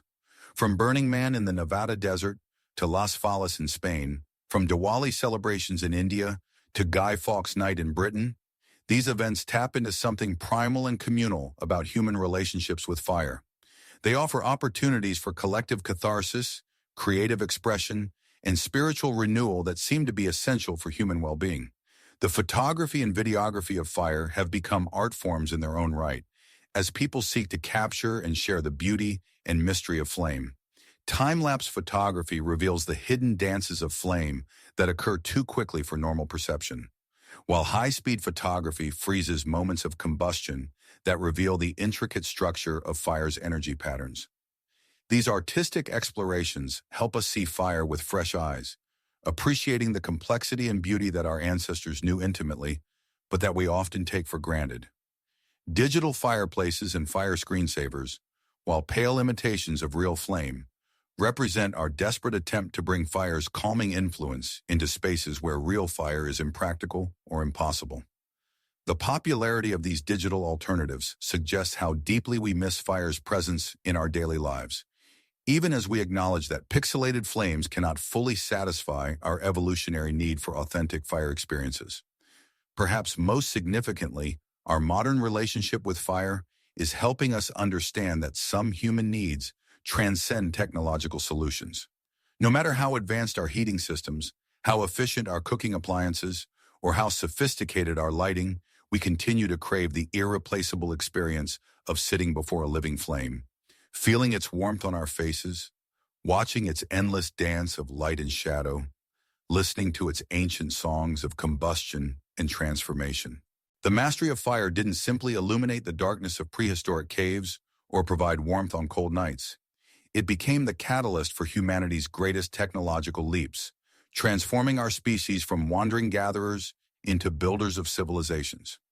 Each spark struck by our ancestors carried within it the seeds of inventions that would reshape the world, creating a cascade of innovations that continues to this day. Imagine the first human who discovered that meat placed near flames became more tender, more flavorful, and somehow safer to eat. This seemingly simple observation marked the beginning of humanity's most profound evolutionary leap. The cooking revolution began not with grand intentions, but with curiosity and the willingness to experiment with this mysterious dancing energy that could transform matter itself. When our ancestors first applied sustained heat to raw meat, they unknowingly triggered a biological revolution within their own bodies. The proteins in cooked meat broke down into forms far easier for human digestive systems to process. Where once enormous amounts of energy were required to break down tough, fibrous raw meat, cooked food offered readily available nutrition with minimal digestive effort. This freed up metabolic energy that had previously been dedicated to the arduous task of digestion, but the cooking revolution went far beyond mere convenience. The concentrated nutrition available from cooked foods provided the energy surplus necessary for supporting larger, more complex brains. Anthropologists now recognize cooking as one of the primary drivers of human brain evolution. As our ancestors spent less energy on digestion, more resources became available for the development of neural tissue, leading to enhanced cognitive abilities, sophisticated tool use, and eventually language itself. The heat that tenderized meat also served as an invisible guardian against the microscopic threats that plagued early human communities. Pathogenic bacteria, parasites, and other harmful microorganisms that thrived in raw flesh were systematically destroyed by temperatures that seemed magical to prehistoric peoples. Death rates dropped, lifespans extended, and populations grew more stable and robust. Vegetables and grains, too, revealed new properties when subjected to fire's transformative power. Tough root vegetables became digestible sources of carbohydrates. Bitter plants lost their unpalatable qualities. Seeds and nuts released oils and flavors previously locked within their cellular structures. Fire became humanity's first and most important food processor, expanding the range of edible materials available and making hostile environments more hospitable. The social implications of cooking were equally revolutionary. The preparation of cooked meals required planning, cooperation, and the sharing of knowledge about which foods responded well to heat and which remained dangerous even after cooking. Communities began to form around cooking fires, with the hearth becoming the center of social interaction, storytelling, and cultural transmission. From these humble beginnings around cooking fires emerged the ancient art of pottery, one of humanity's most enduring and transformative technologies. Archaeological evidence suggests that ceramic vessels first appeared approximately 20,000 years ago, making pottery one of the oldest human technologies still in continuous use today. The discovery that certain types of clay could be shaped and then hardened permanently through exposure to high heat represented a conceptual breakthrough of staggering importance. Here was proof that fire could create entirely new materials, substances that had never existed in nature. Clay, soft and malleable when wet, became hard and durable when subjected to the intense heat of a controlled fire. Early potters learned through careful observation and countless experiments how different clays responded to heat. They discovered that some clays cracked when fired, while others held their shape beautifully. They learned to control the temperature and duration of firing to achieve desired results. The pottery kiln became a laboratory where ancient artisans explored the intersection of earth, fire, and human creativity. These ceramic vessels revolutionized food storage and preparation in ways that are difficult to fully appreciate in our modern world of refrigeration and preservatives. For the first time in human history, liquids could be stored safely for extended periods. Soups and stews became possible, allowing for more complex cooking techniques and the extraction of maximum nutrition from available ingredients. Pottery enabled the development of fermentation technologies that created entirely new categories of food and drink. Clay vessels provided the perfect environment for the controlled fermentation of grains into beer, milk into cheese, and vegetables into preserved foods that could sustain communities through harsh winters or long journeys. The artistic potential of ceramics was recognized almost immediately. Early potters began decorating their vessels with geometric patterns, animal figures, and abstract designs. Pottery became a medium for artistic expression and cultural identity, with different communities developing distinctive styles that archaeologists can identify thousands of years later. But fire's most dramatic transformation of human civilization came through its application to metallurgy, beginning with the discovery of copper working approximately 7,000 years ago. The first copper objects were likely created by accident, when copper-bearing ores were used as hearthstones and partially melted in cooking fires. The bright, malleable metal that emerged from these accidental encounters with heat captivated early metalworkers. Unlike stone, which could only be shaped through chipping and grinding, copper could be heated until soft and then hammered, bent, and formed into complex shapes. The malleability of heated copper opened up possibilities for tool and weapon design that were simply impossible with stone technology. Early copper workers learned to recognize copper-bearing ores by their distinctive green and blue colorations. They developed techniques for building fires hot enough to extract metal from rock, typically requiring temperatures of over 1,000 degrees Celsius. The construction of specialized furnaces became necessary, leading to advances in engineering and architecture focused specifically on the control and concentration of heat. The Bronze Age arrived when ancient metallurgists discovered that adding tin to copper created an alloy superior to either metal alone. Bronze was harder than copper, held sharper edges longer, and could be cast into complex shapes using molds. This discovery required sophisticated understanding of both metallurgy and fire control, as creating bronze required precise temperature management and the ability to keep metals molten long enough for thorough mixing. Bronze working demanded specialized knowledge that was closely guarded by craftsmen who became some of history's first professional specialists. These metalworkers developed intimate relationships with fire, learning to read temperatures by the color of heated metal and the sound of flames. They could distinguish between the dull red heat suitable for shaping and the bright orange heat necessary for casting. The transition from the Bronze Age to the Iron Age represented perhaps the most significant metallurgical advancement in human history. Iron ore was more abundant than copper or tin, but working with iron required mastery of fire control at previously unimaginable levels. Iron melting requires temperatures exceeding 1500 degrees Celsius, achievable only through the use of bellows-driven furnaces and carefully selected charcoal fuels. The blacksmith's forge became a temple of fire mastery, where skilled artisans developed almost supernatural abilities to manipulate metal through precise heat control. Master blacksmiths could judge temperatures to within a few degrees simply by observing the color of heated iron. They understood that different shades of red, orange, and yellow corresponded to specific working properties of the metal. The process of quenching red-hot iron in water or oil to create hardened steel required split-second timing and deep understanding of how rapid cooling affected metal structure. Too hot, and the steel would be brittle and prone to shattering. Too cool, and it would remain soft and unable to hold a sharp edge. The smith's ability to produce consistently high-quality steel depended entirely on mastery of fire and timing. Iron tools revolutionized agriculture, enabling the clearing of forests and the cultivation of previously unworkable soils. Iron weapons transformed warfare and hunting. Iron nails and fasteners made possible new forms of architecture and shipbuilding. The availability of high-quality iron tools accelerated technological development across every aspect of human civilization. The application of intense heat to sand and other silica-containing materials led to the development of glassmaking, another technology that would prove transformative for human knowledge and capability. Early glass objects, dating back over 4,000 years, were likely created accidentally when sand was exposed to the intense heat of metalworking furnaces. The transparent properties of glass immediately suggested applications that were impossible with any other known material. Glass vessels allowed for the observation of their contents without opening, enabling new approaches to food and medicine storage.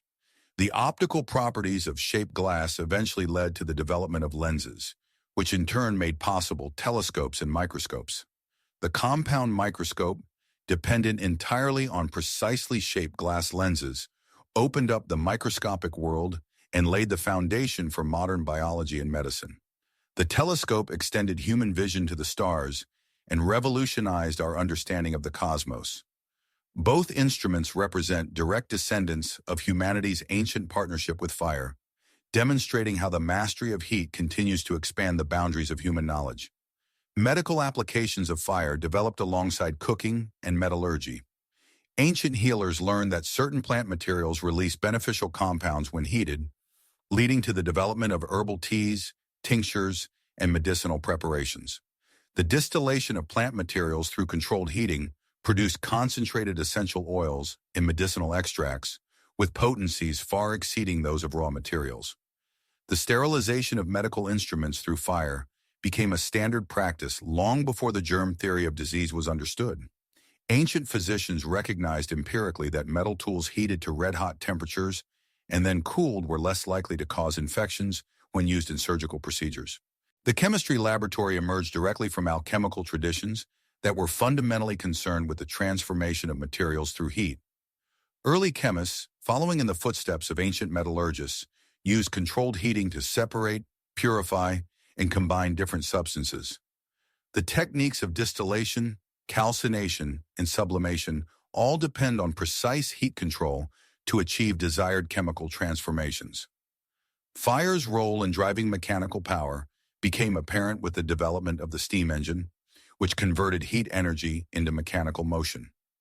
This breakthrough represented the culmination of thousands of years of human experimentation with fire, demonstrating that the energy released by combustion could be harnessed to perform work previously possible only through human or animal muscle power.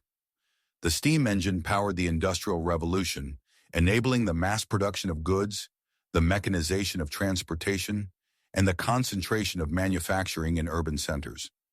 Coal-fired steam engines drove textile mills, operated mining equipment, and pulled trains across continents. The marriage of fire and machinery transformed human civilization more rapidly and completely than any previous technological development. Modern power generation continues to rely heavily on heat-based energy conversion. Whether burning coal, natural gas, or nuclear fuel, most electrical power plants operate by using heat to create steam that drives turbines connected to electrical generators. Even in our age of renewable energy, fire remains central to human civilization's energy infrastructure. The mastery of fire enabled humanity to work at night, extending the productive day and enabling new forms of social interaction. Artificial lighting, beginning with simple torches and oil lamps, gradually freed human activities from dependence on natural daylight cycles. The ability to illuminate darkness safely and predictably supported the development of complex indoor activities, evening education, and nighttime cultural events. Candle making became a specialized craft that required deep understanding of how different waxes and fats behaved when heated and cooled. Master chandlers learned to select appropriate wicks, control cooling rates to prevent cracking, and add materials to improve burning characteristics. The quality of available lighting directly influenced literacy rates, as poor illumination made reading and writing difficult and damaging to eyesight. The preservation of food through controlled heating developed into sophisticated techniques for smoking, drying, and canning that enabled long-distance trade and exploration. Smoked meats and fish could survive for months without refrigeration, making possible extended sea voyages and overland expeditions. The controlled application of heat became a tool for conquering distance and time, allowing human communities to extend their reach far beyond immediate food sources. Bread baking represents one of fire's most culturally significant applications, transforming simple grain and water mixtures into the staff of life that sustained entire civilizations. The development of bread ovens required sophisticated understanding of heat distribution, temperature control, and timing. Master bakers learned to judge oven temperatures by observing how quickly flour browned when thrown onto the oven floor, and they understood how different heat levels affected crust formation and interior texture. The communal bread oven became a center of village life, where community members would bring their prepared dough to be baked in ovens too large and expensive for individual households to maintain. This sharing of fire resources strengthened social bonds and created opportunities for information exchange and cultural transmission. Each of these fire-based technologies required generations of accumulated knowledge, passed down through apprenticeship systems and carefully guarded craft traditions. The relationship between human creativity and fire's transformative power created a feedback loop of innovation that continues to this day, with each breakthrough opening new possibilities for further development. From the first spark struck by prehistoric hands to the controlled fusion reactions being developed in modern laboratories, fire remains humanity's most important tool for transforming the physical world. Every technology that depends on heating, melting, burning, or chemical transformation traces its lineage back to those ancient hearths where our ancestors first learned to harness the power of flame. The inventions born from fire didn't simply make life more comfortable or convenient. They fundamentally altered human consciousness, expanding our understanding of what was possible and deepening our relationship with the material world. Fire taught us that matter could be transformed, that new substances could be created, and that energy could be harnessed and directed toward human purposes. This legacy of transformation continues to shape our modern world, where fire-based technologies power our cities, fuel our transportation, and enable the complex manufacturing processes that create everything from computer chips to space vehicles. The ancient partnership between human ingenuity and fire's transformative energy remains as relevant today as it was in those prehistoric caves where our species first glimpsed the possibilities that lay hidden within flame. As we reach the end of our long journey through the flames of time, let us pause for a moment in quiet reflection, like travelers who have walked far and now rest beside a gentle fire as night settles around them. We have traced the path of humanity's most profound relationship, from those first tentative attempts to capture wildfire to the sophisticated understanding that guides our modern world. Yet in many ways we have come full circle, returning to the same fundamental truths that our earliest ancestors discovered in the depths of ancient caves and windswept plains. Every time you strike a match or flip a lighter, you are participating in a ritual that connects you to the entire sweep of human history. That small flame dancing at the tip of your match carries within it the same essential mystery that captivated our ancestors when they first learned to coax fire from stubborn wood and patient friction. The chemical dance of combustion, the release of stored sunlight, the transformation of matter into energy and light, these processes remain as miraculous today as they were 100,000 years ago, though we may have forgotten how to see them with wonder-filled eyes. Think for a moment about the extraordinary journey we have shared together through these hours of gentle exploration. We began with our ancestors in their dark world, learning to tend fires that meant the difference between life and death, warmth and freezing cold, cooked food and raw meat, community and isolation. We watched as they developed the patience and skill needed to create fire through friction, spending countless hours perfecting techniques that would sustain their descendants for millennia. We witnessed their discovery of flint and steel, that revolutionary leap that made fire more reliable and accessible than ever before. We explored the sacred dimensions of fire, seeing how it became the center of human spiritual life, the bridge between earth and heaven, the visible manifestation of divine presence in the physical world. We delved into the science behind the flames, understanding the atomic and molecular processes that create the light and heat we experience as fire. We traced fire's evolution from simple hearth to industrial furnace, from primitive torch to electric power plant, seeing how this ancient force continues to drive our modern civilization. Throughout this journey, we have seen the same themes emerge again and again. Fire as transformer, fire as teacher, fire as the force that makes civilization possible. Every major advance in human culture and technology has depended on our deepening relationship with controlled combustion. Agriculture became possible when we learned to clear land with fire and use fire to preserve food. Metallurgy emerged when we discovered how to create and control the intense heat needed to work metals. The Industrial Revolution was fundamentally about harnessing fire's power to drive machines and create new materials. But perhaps the most profound lesson from our exploration is how fire has shaped not just our external world, but our inner landscape as well. The patience required to create fire taught us persistence in the face of difficulty. The careful attention needed to maintain fire developed our powers of observation and concentration. The necessity of sharing fire fostered cooperation and community. The sacred nature of fire awakened our sense of the divine and our place within the larger cosmos. Our ancestors were not simply learning technical skills when they mastered firemaking, they were developing the fundamental human capacities that would make all subsequent cultural achievements possible. The same focused attention needed to nurse a spark into flame became the foundation for meditation practices, artistic creation, and scientific investigation.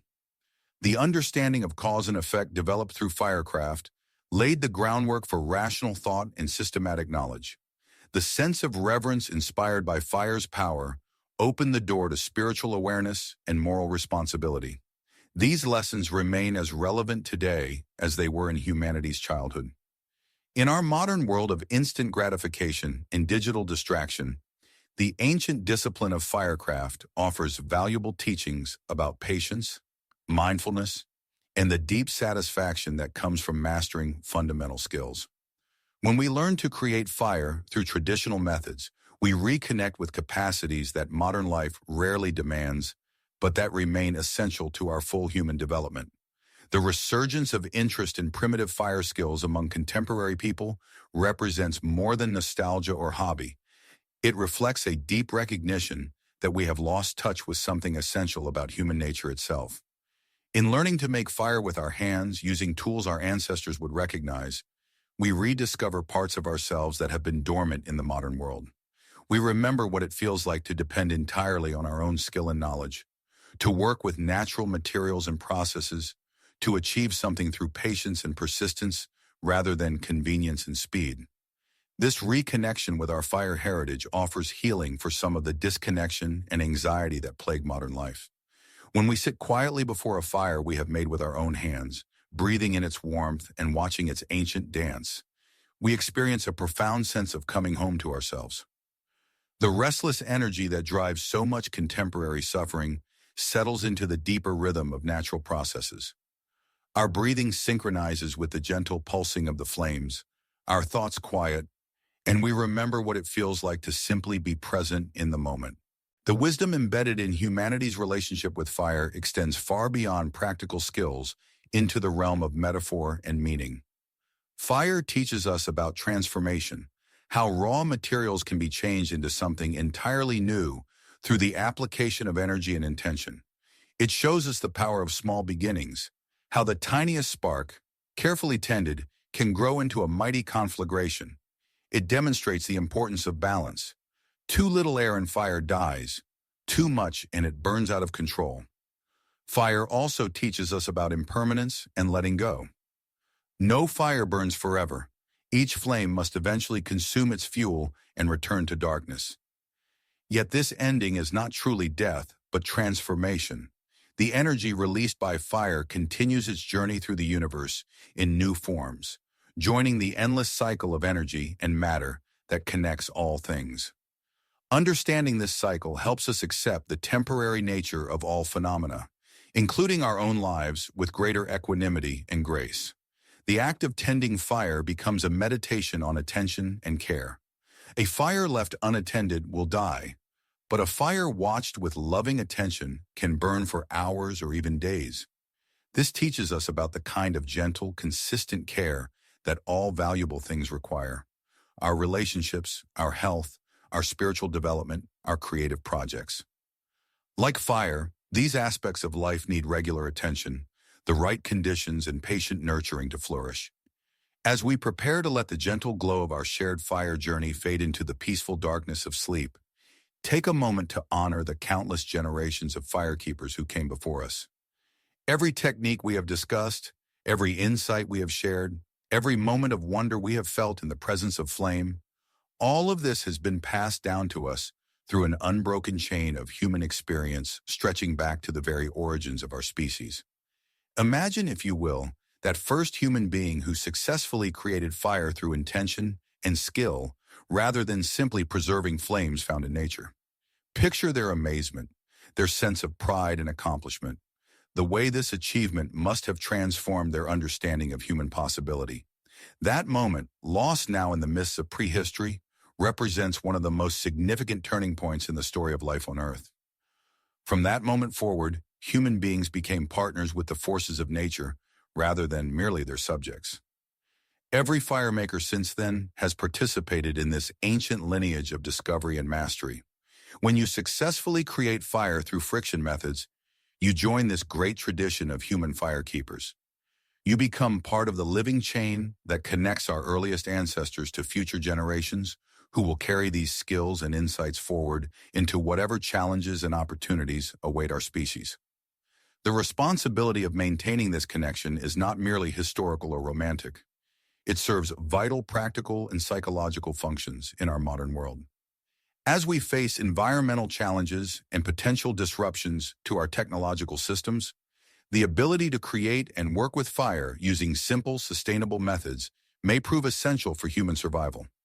More importantly, the wisdom embedded in our relationship with fire, patience, attentiveness, respect for natural processes, understanding of transformation and balance, offers valuable guidance for navigating the complex challenges of contemporary life.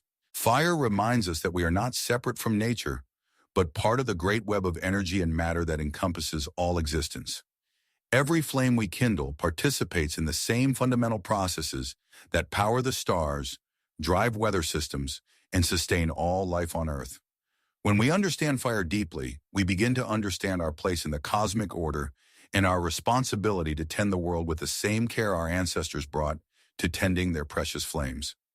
As you drift toward sleep tonight, carry with you the warm glow of humanity's eternal relationship with fire.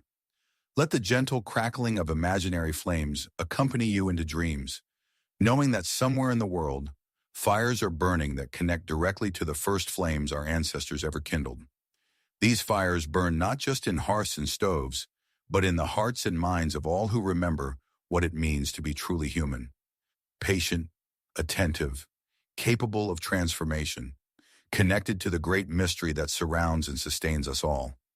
The story of fire is the story of humanity itself, and it continues to unfold with each flame we kindle, each moment of wonder we feel in fire's presence, each time we pass these ancient skills and insights to those who come after us.